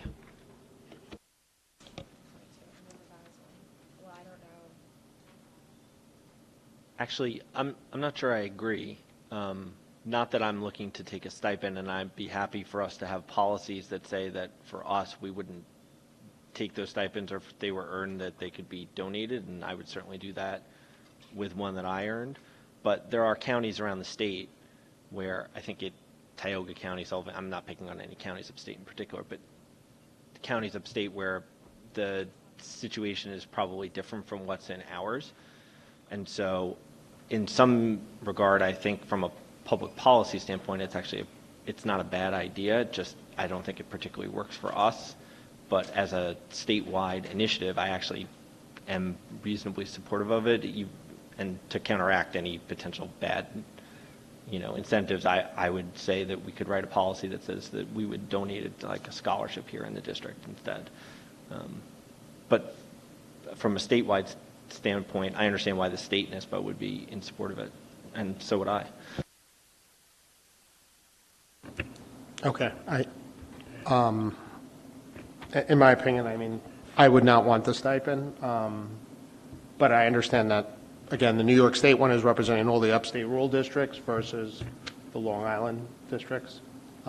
Does anybody else have any opposition to that? Shawnee? I think in the language that it used, it allows the option for each district to make that decision. So as long as it is, it's flexible so that it allows each district to make that decision, I'm okay with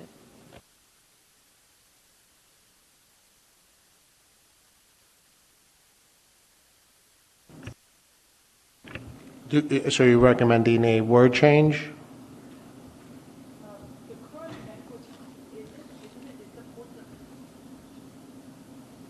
I think it's number 22. Is that the one we're looking at on the newer one?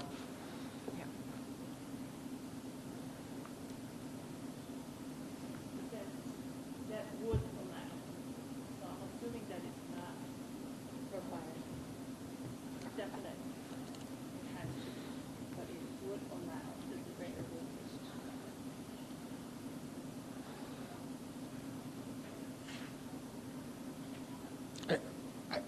I don't read it that way. I apologize. I know. Our trustee attorney can.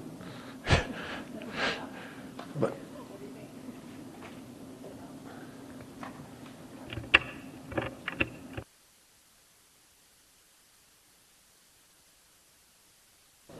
it's optional, but we have to consider that these resolutions are given to NYSBA for the purpose of lobbying the legislature.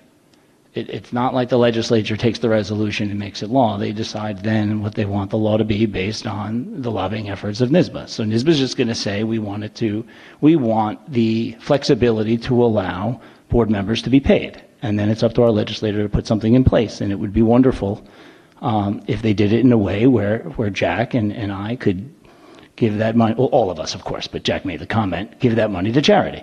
But we don't know what it's going to say. And it may literally say, no, it's $20,000 a board member, and we're going to pay taxes on that because we're going to get it. So the idea is that it will most likely be optional, but I don't see a reason to lobby for this when there's much more important things for this organization to be doing on behalf of school boards. Okay. Anyone else have any other comments? All right, Brian, do you have any more? Shawnee? Okay. 7, supports a comprehensive reform of the foundation aid formula, and I just want to know whether it will help us or work against us before we support.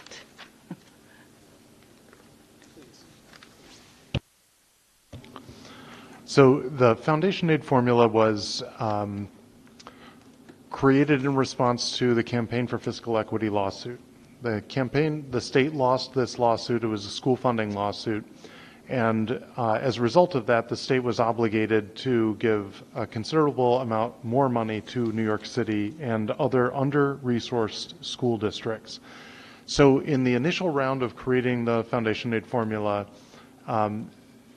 some districts did get larger amounts of money than others, and that was driven largely by whether the state considered these districts to be districts with very little fiscal capacity or a lot of fiscal capacity.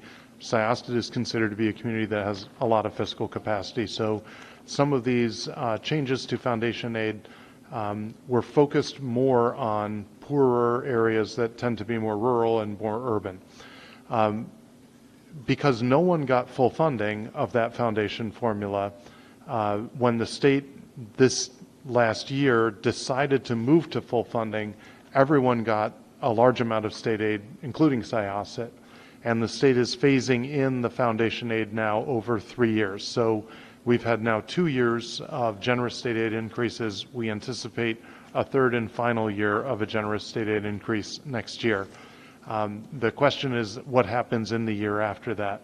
So I think there will be some school districts that will advocate that the foundation formula should be changed so that the new money that comes 2 years from now is focused more on high needs school districts. If that is the case, it might not be as favorable to Syosset. I think we would advocate for our community as well.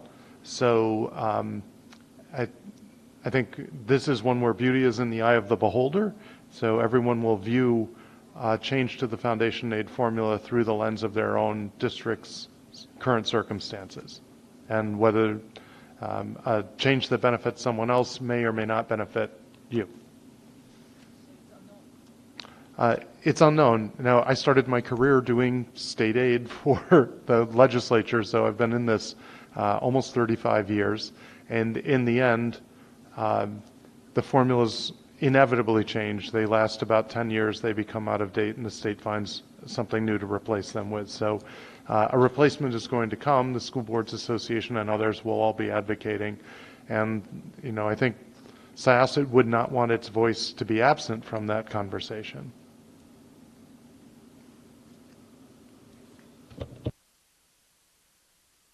Susan, go back to you.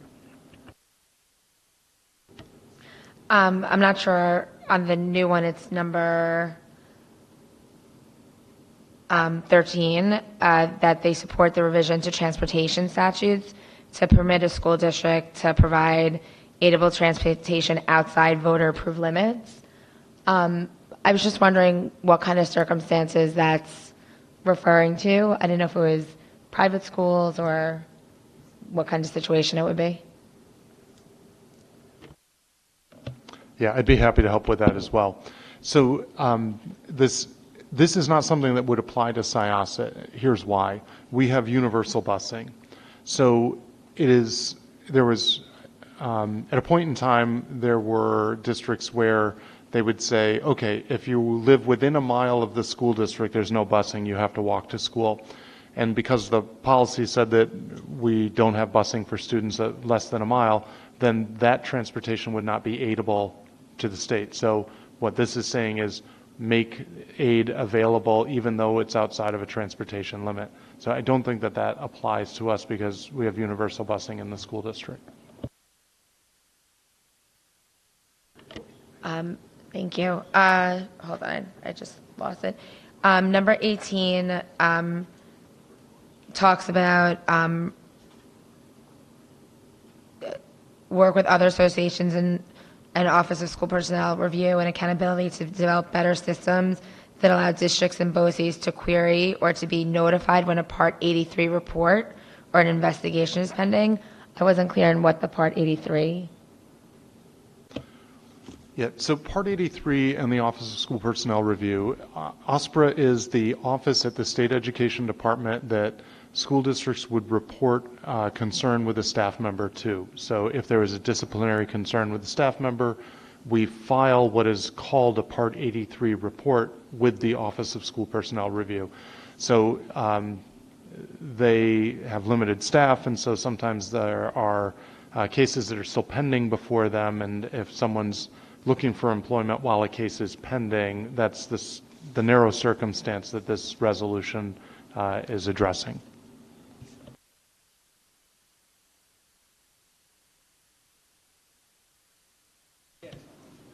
I'll be real fast. So there were two others that were on my list where there was a difference between the Finance Committee and the Executive Committee's decision as to whether to recommend or not recommend. One of them appears to be number 21 now, which I think should be a recommend. And then the other is number 39, which 21 is supporting the adoption of legislation which would require the Education Department to develop regulations providing oversight over special education parent and rules of conduct and enforcement procedures for same. So this one was originally not recommended and then switched to recommended. I want to make sure that will be one we're recommending. And the other is 39, which is one of the ones that NYSBA is not recommending. And then again, there was a difference between the Finance Committee and the Executive Committee. And this relates to the legislation eliminating single occupancy zoning for localities. I think that one is now a recommend based on Nassau Suffolk, and it should be a recommend from us.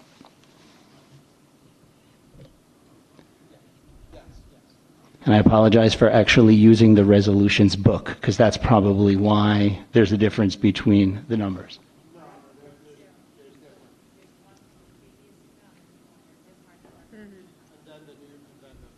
When you say from an email,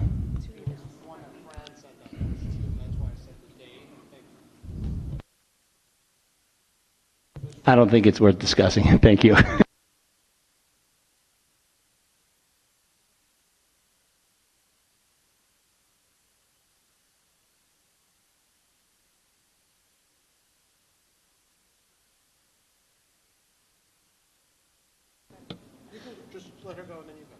Well, who's going first? You. Oh, okay. All right. Just making sure. Okay. Can we circle back to number 16? I don't think the board has a consensus on what to vote for the stipend, because I heard different discussions, yes, no, but I think Anna needs a, clear consensus from the board, so she knows how to vote. It's regarding the NYSBA supports legislation at the state level that was that will allow the school board members to. So we're okay with the no, right? Okay, out of us, right? Okay, all right. So that was one. And number two, the second question is regarding resolution number 9.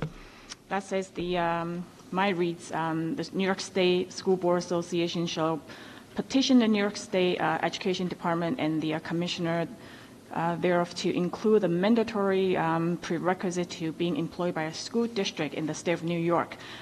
As a licensed security guard. To me, that language isn't very clear because it says employed by school district. So does that mean when we employ someone else from a third party, from someone else, does that mean they have to, be a licensed security guard or not for that particular one. Do you want to take that? We're already doing that. Yeah, so what it's saying is not that you have to employ a licensed security guard, because you have to employ a licensed security guard. You can't employ them any other way. It's saying that a security guard must go through training on the laws and regulations for schools. So I don't know what's done in other places, but I know that here all of our security guards are trained by our leadership staff on all of the rules that they need to know in order to work well here. So it sounds like the School Boards Association is looking to make that a mandatory practice statewide, something that we already do here. And just a quick follow-up. So Dr. Rogers, when you mentioned that our security guards are all trained, that includes the one that we hire from a third party? That's right. We work closely with our third-party security service, and they work closely with the leadership of our security team to make sure that their guards are trained as well as our guards are trained.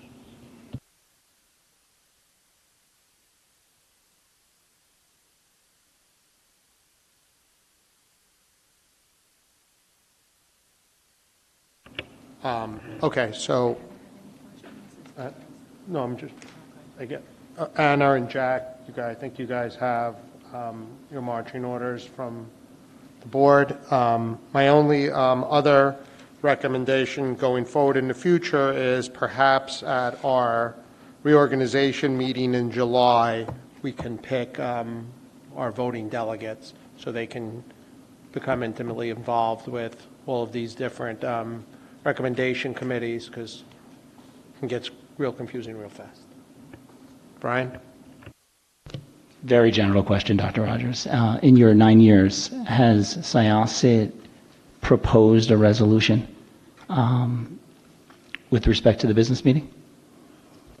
I don't believe we've proposed a resolution. I do think that we've proposed a couple of amendments to resolutions that others proposed.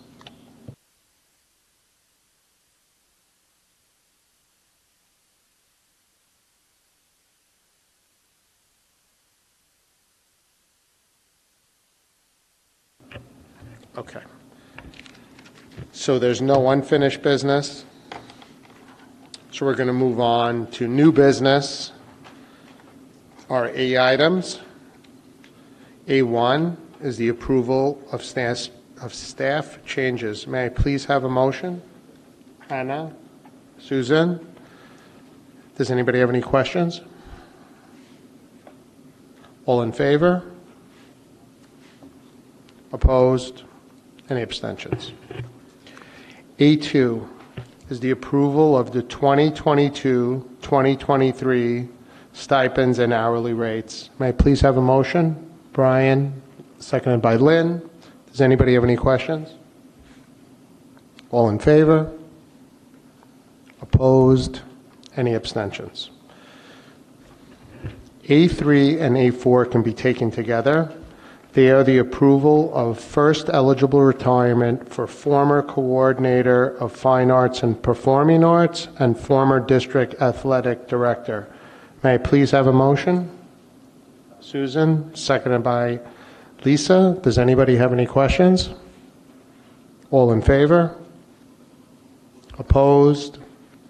Any abstentions? A5 is the approval of coaching recommendations. May I please have a motion? Lynn, seconded by Shawnee. Does anybody have any questions? All in favor? Opposed? Any abstentions? Okay. Now we're going to move to B items. B1 is the approval of the Committee on Special Education recommendations. May I please have a motion? Susan, seconded by Lisa. Does anybody have any questions? All in favor? Opposed? Any abstentions? B2 is the approval of Committee on Preschool Special Education recommendations. May I please have a motion? Lynn, seconded by Carol. Does anybody have any questions? All in favor? Opposed? Any abstentions? B3 is the approval of student club charters. May I please have a motion? Susan, seconded by Anna. Does anybody have any questions? All in favor? Opposed? Any abstentions? B4 is the second reading and adoption of the policy regarding fiscal management. May I please have a motion? Brian, seconded by Shawnee. Does anybody have any questions? All in favor? Opposed? Any abstentions? B5 is the first reading of the Code of Conduct. May I have a motion, please? Susan, seconded by Anna. The board will vote on this at the November 7th, 2022 meeting. The proposed Code of Conduct is available for inspection on the district website. Okay, we're done with B items. We're going to move on to C items. C1 is the authorization for service contracts. May I please have a motion? Lynn, seconded by Brian. Does anybody have any questions? No? All in favor? Opposed? Any abstentions? C2 is the authorization for special education and nursing contracts. May I please have a motion? Jack, seconded by Lisa. Does anybody have any questions? All in favor?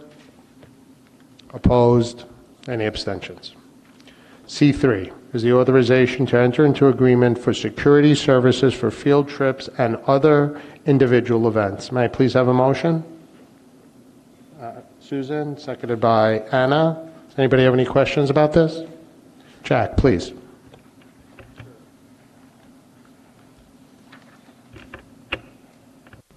Sure. This is an interesting policy change.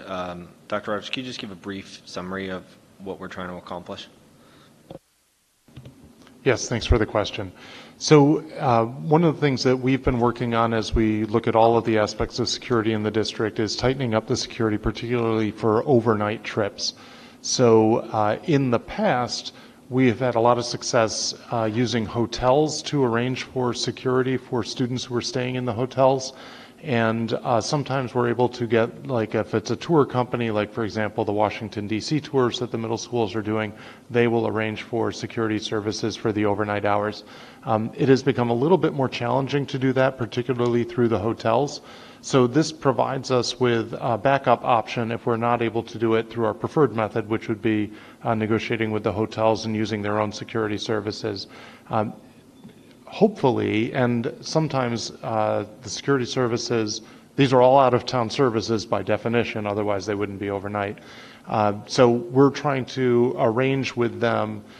Sometimes they'll accept a purchase order, in which case we wouldn't need this resolution, but sometimes the way they do business is through a contract, in which case we would need it. So our first choice is always to go through the hotel itself or the tour company. Second choice is to use a purchase order, and the last choice, this would be our avenue of last resort, is to use an agreement.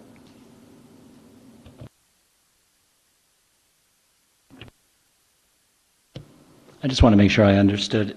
This is only to be used for overnight and out-of-town field trips and other activities? Yeah, that's the only place we contemplate needing this authority. So is there a way we can tighten up the language to be specific about that rather than overly general? Well, what you're doing is you're giving the administration the flexibility to arrange for these services. So we spent a lot of time with the school's attorney putting together the resolution to try and cover the situations that we think we might use it in. But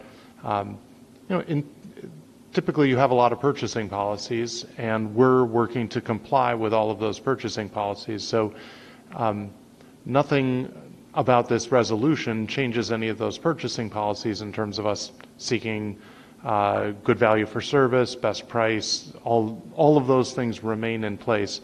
It's really just the form in which we secure the services that this permits. So if we're doing it through a purchase order, we don't need the resolution, but if the company that we're able to find, and it has become more challenging to find these companies, some will only work through a contract, so it will be necessary to be able to contract with them.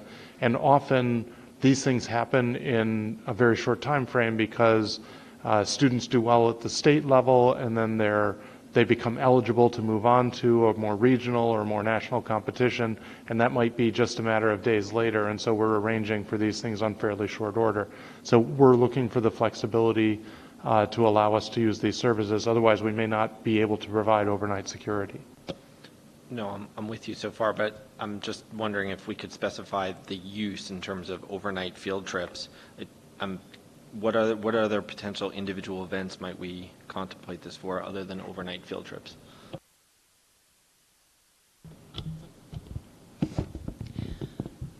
When we contemplated the resolution, it was a planned a field trip or an event, meaning an athletic team contest, a club contest. So it was just a little more broad than a planned field trip.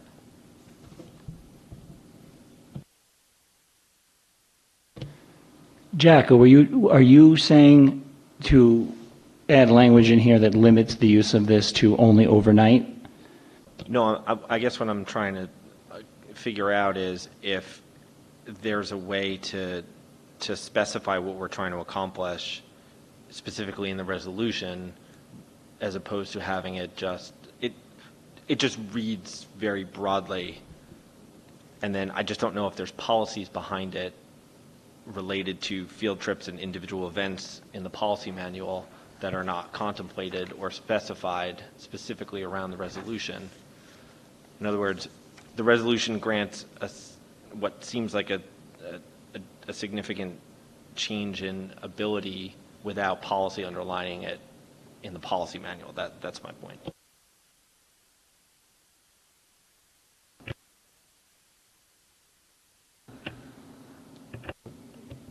So the board regularly delegates to administration the opportunity to act on its behalf in a number of places. So that is actually pretty consistent.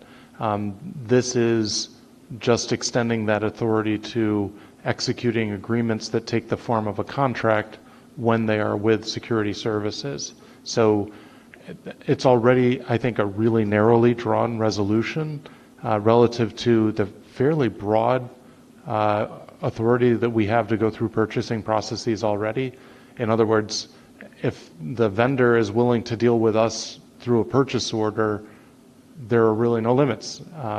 So the only thing that is different here is the form in which we go through the purchasing action, and I don't know why it would be necessary to constrain this one form more than we constrain any other form of purchasing that we go through.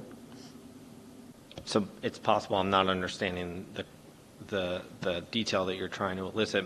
I guess the point that I'm concerned about is that the use outside of the purchasing orders just for contracts seems to have a very broad application in terms of individual events and field trips, as opposed to narrowly being specified however it is that we need to contract for security services, just limiting the application for which we could contract for security services, as opposed to just we need security services for the school board meeting, for an after-school program, for a trip to the Bethpage Restoration Village, for whatever it is. That's the part that I'm trying to get my arms around.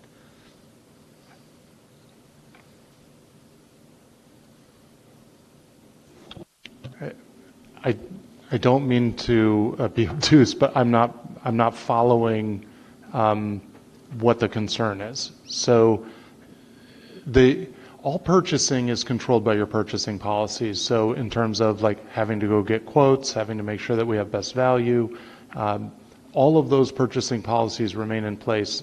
The only thing that this does is it allows us to be,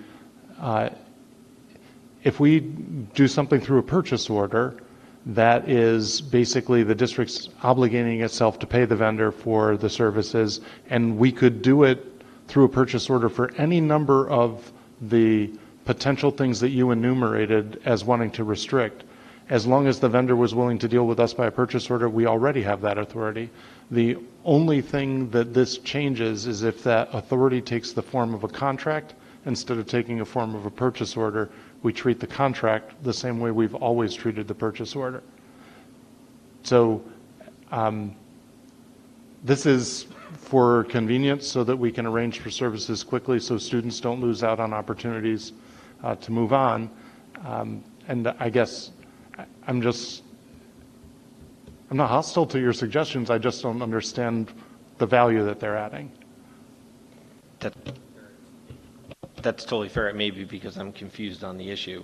The point that I'm trying to get to an understanding of is if the authority, regardless of the specificity of how we do a contract, if it's expanding our use of security services for things that we might not normally use security services for in place of other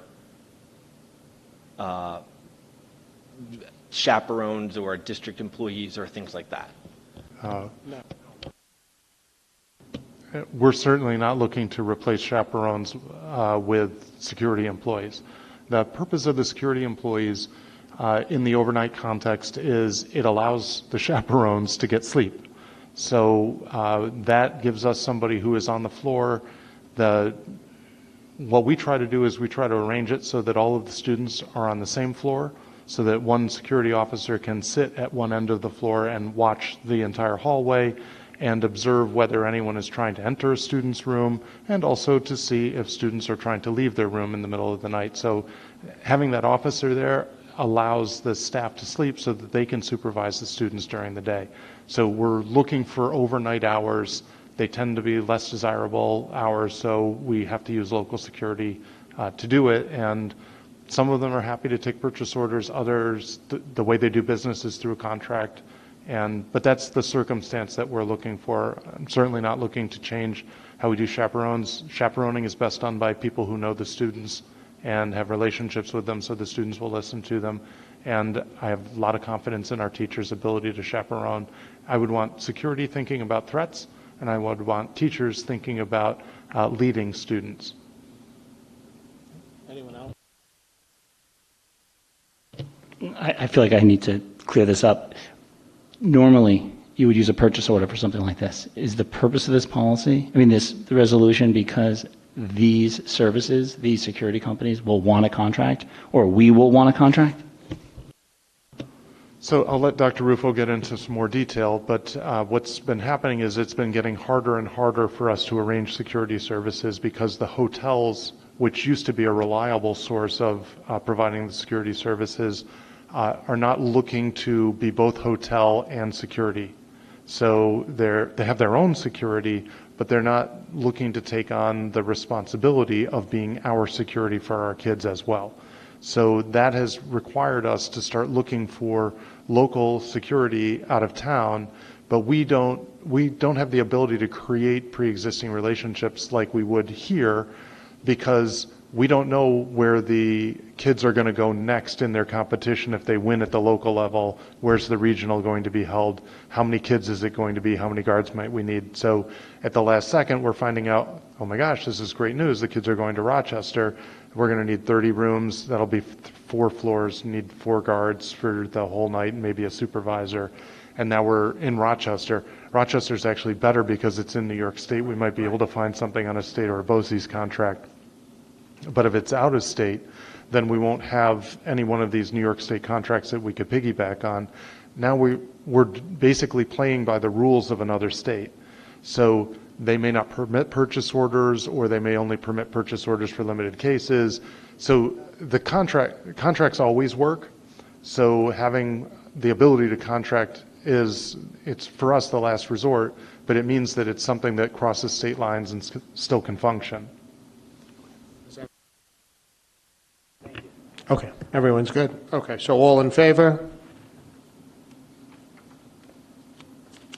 Opposed? Any questions?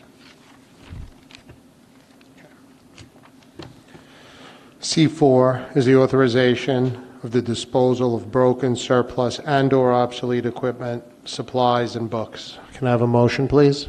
Brian, seconded by Shawnee. Anybody have any questions? This time, no. All in favor? Opposed? Any abstentions? C5 is the authorization for a preliminary Smart School Investment Plan. The plan will be posted on the district website, and the final plan will be adopted at our next meeting. Can I have a motion, please? Lisa, seconded by Susan. Does anyone have any questions? Brian? Maybe I should have asked this during the presentation. So this is the first step. The second step will be we approve the plan after it's out for public comment. What will the next board involvement be, Dr. Rogers? The approval of the amounts after state approval? So we'll send it up to the state. We will wait to hear from the state. In the interim, Dr. Rufo is exploring with BOCES the possibility of doing a lease purchase agreement for the furniture through BOCES. If we're successful with that, it's a creative idea, then we might be able to get BOCES reimbursement for some of these costs, and that might defray the cost further, but I don't want to promise that because it's a novel idea and we don't know if it'll work. But one way or another, when we get to the budget process next year, the district funds that we will have to obligate to this, Dr. Rufo will have to work into the budget proposal. So I think the next board involvement will be an informal involvement where I report to you on the status of our grant application with the state. Your next formal involvement with this will be in the budget process next spring. Thank you. And then the adoption of the final plan at the November meeting.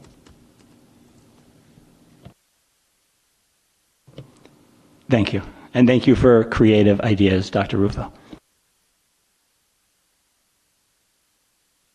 Questions? Anyone else? We good? All in favor? Opposed? Any abstentions? May I have a motion to adjourn the meeting? Thank you. Everybody get home safe.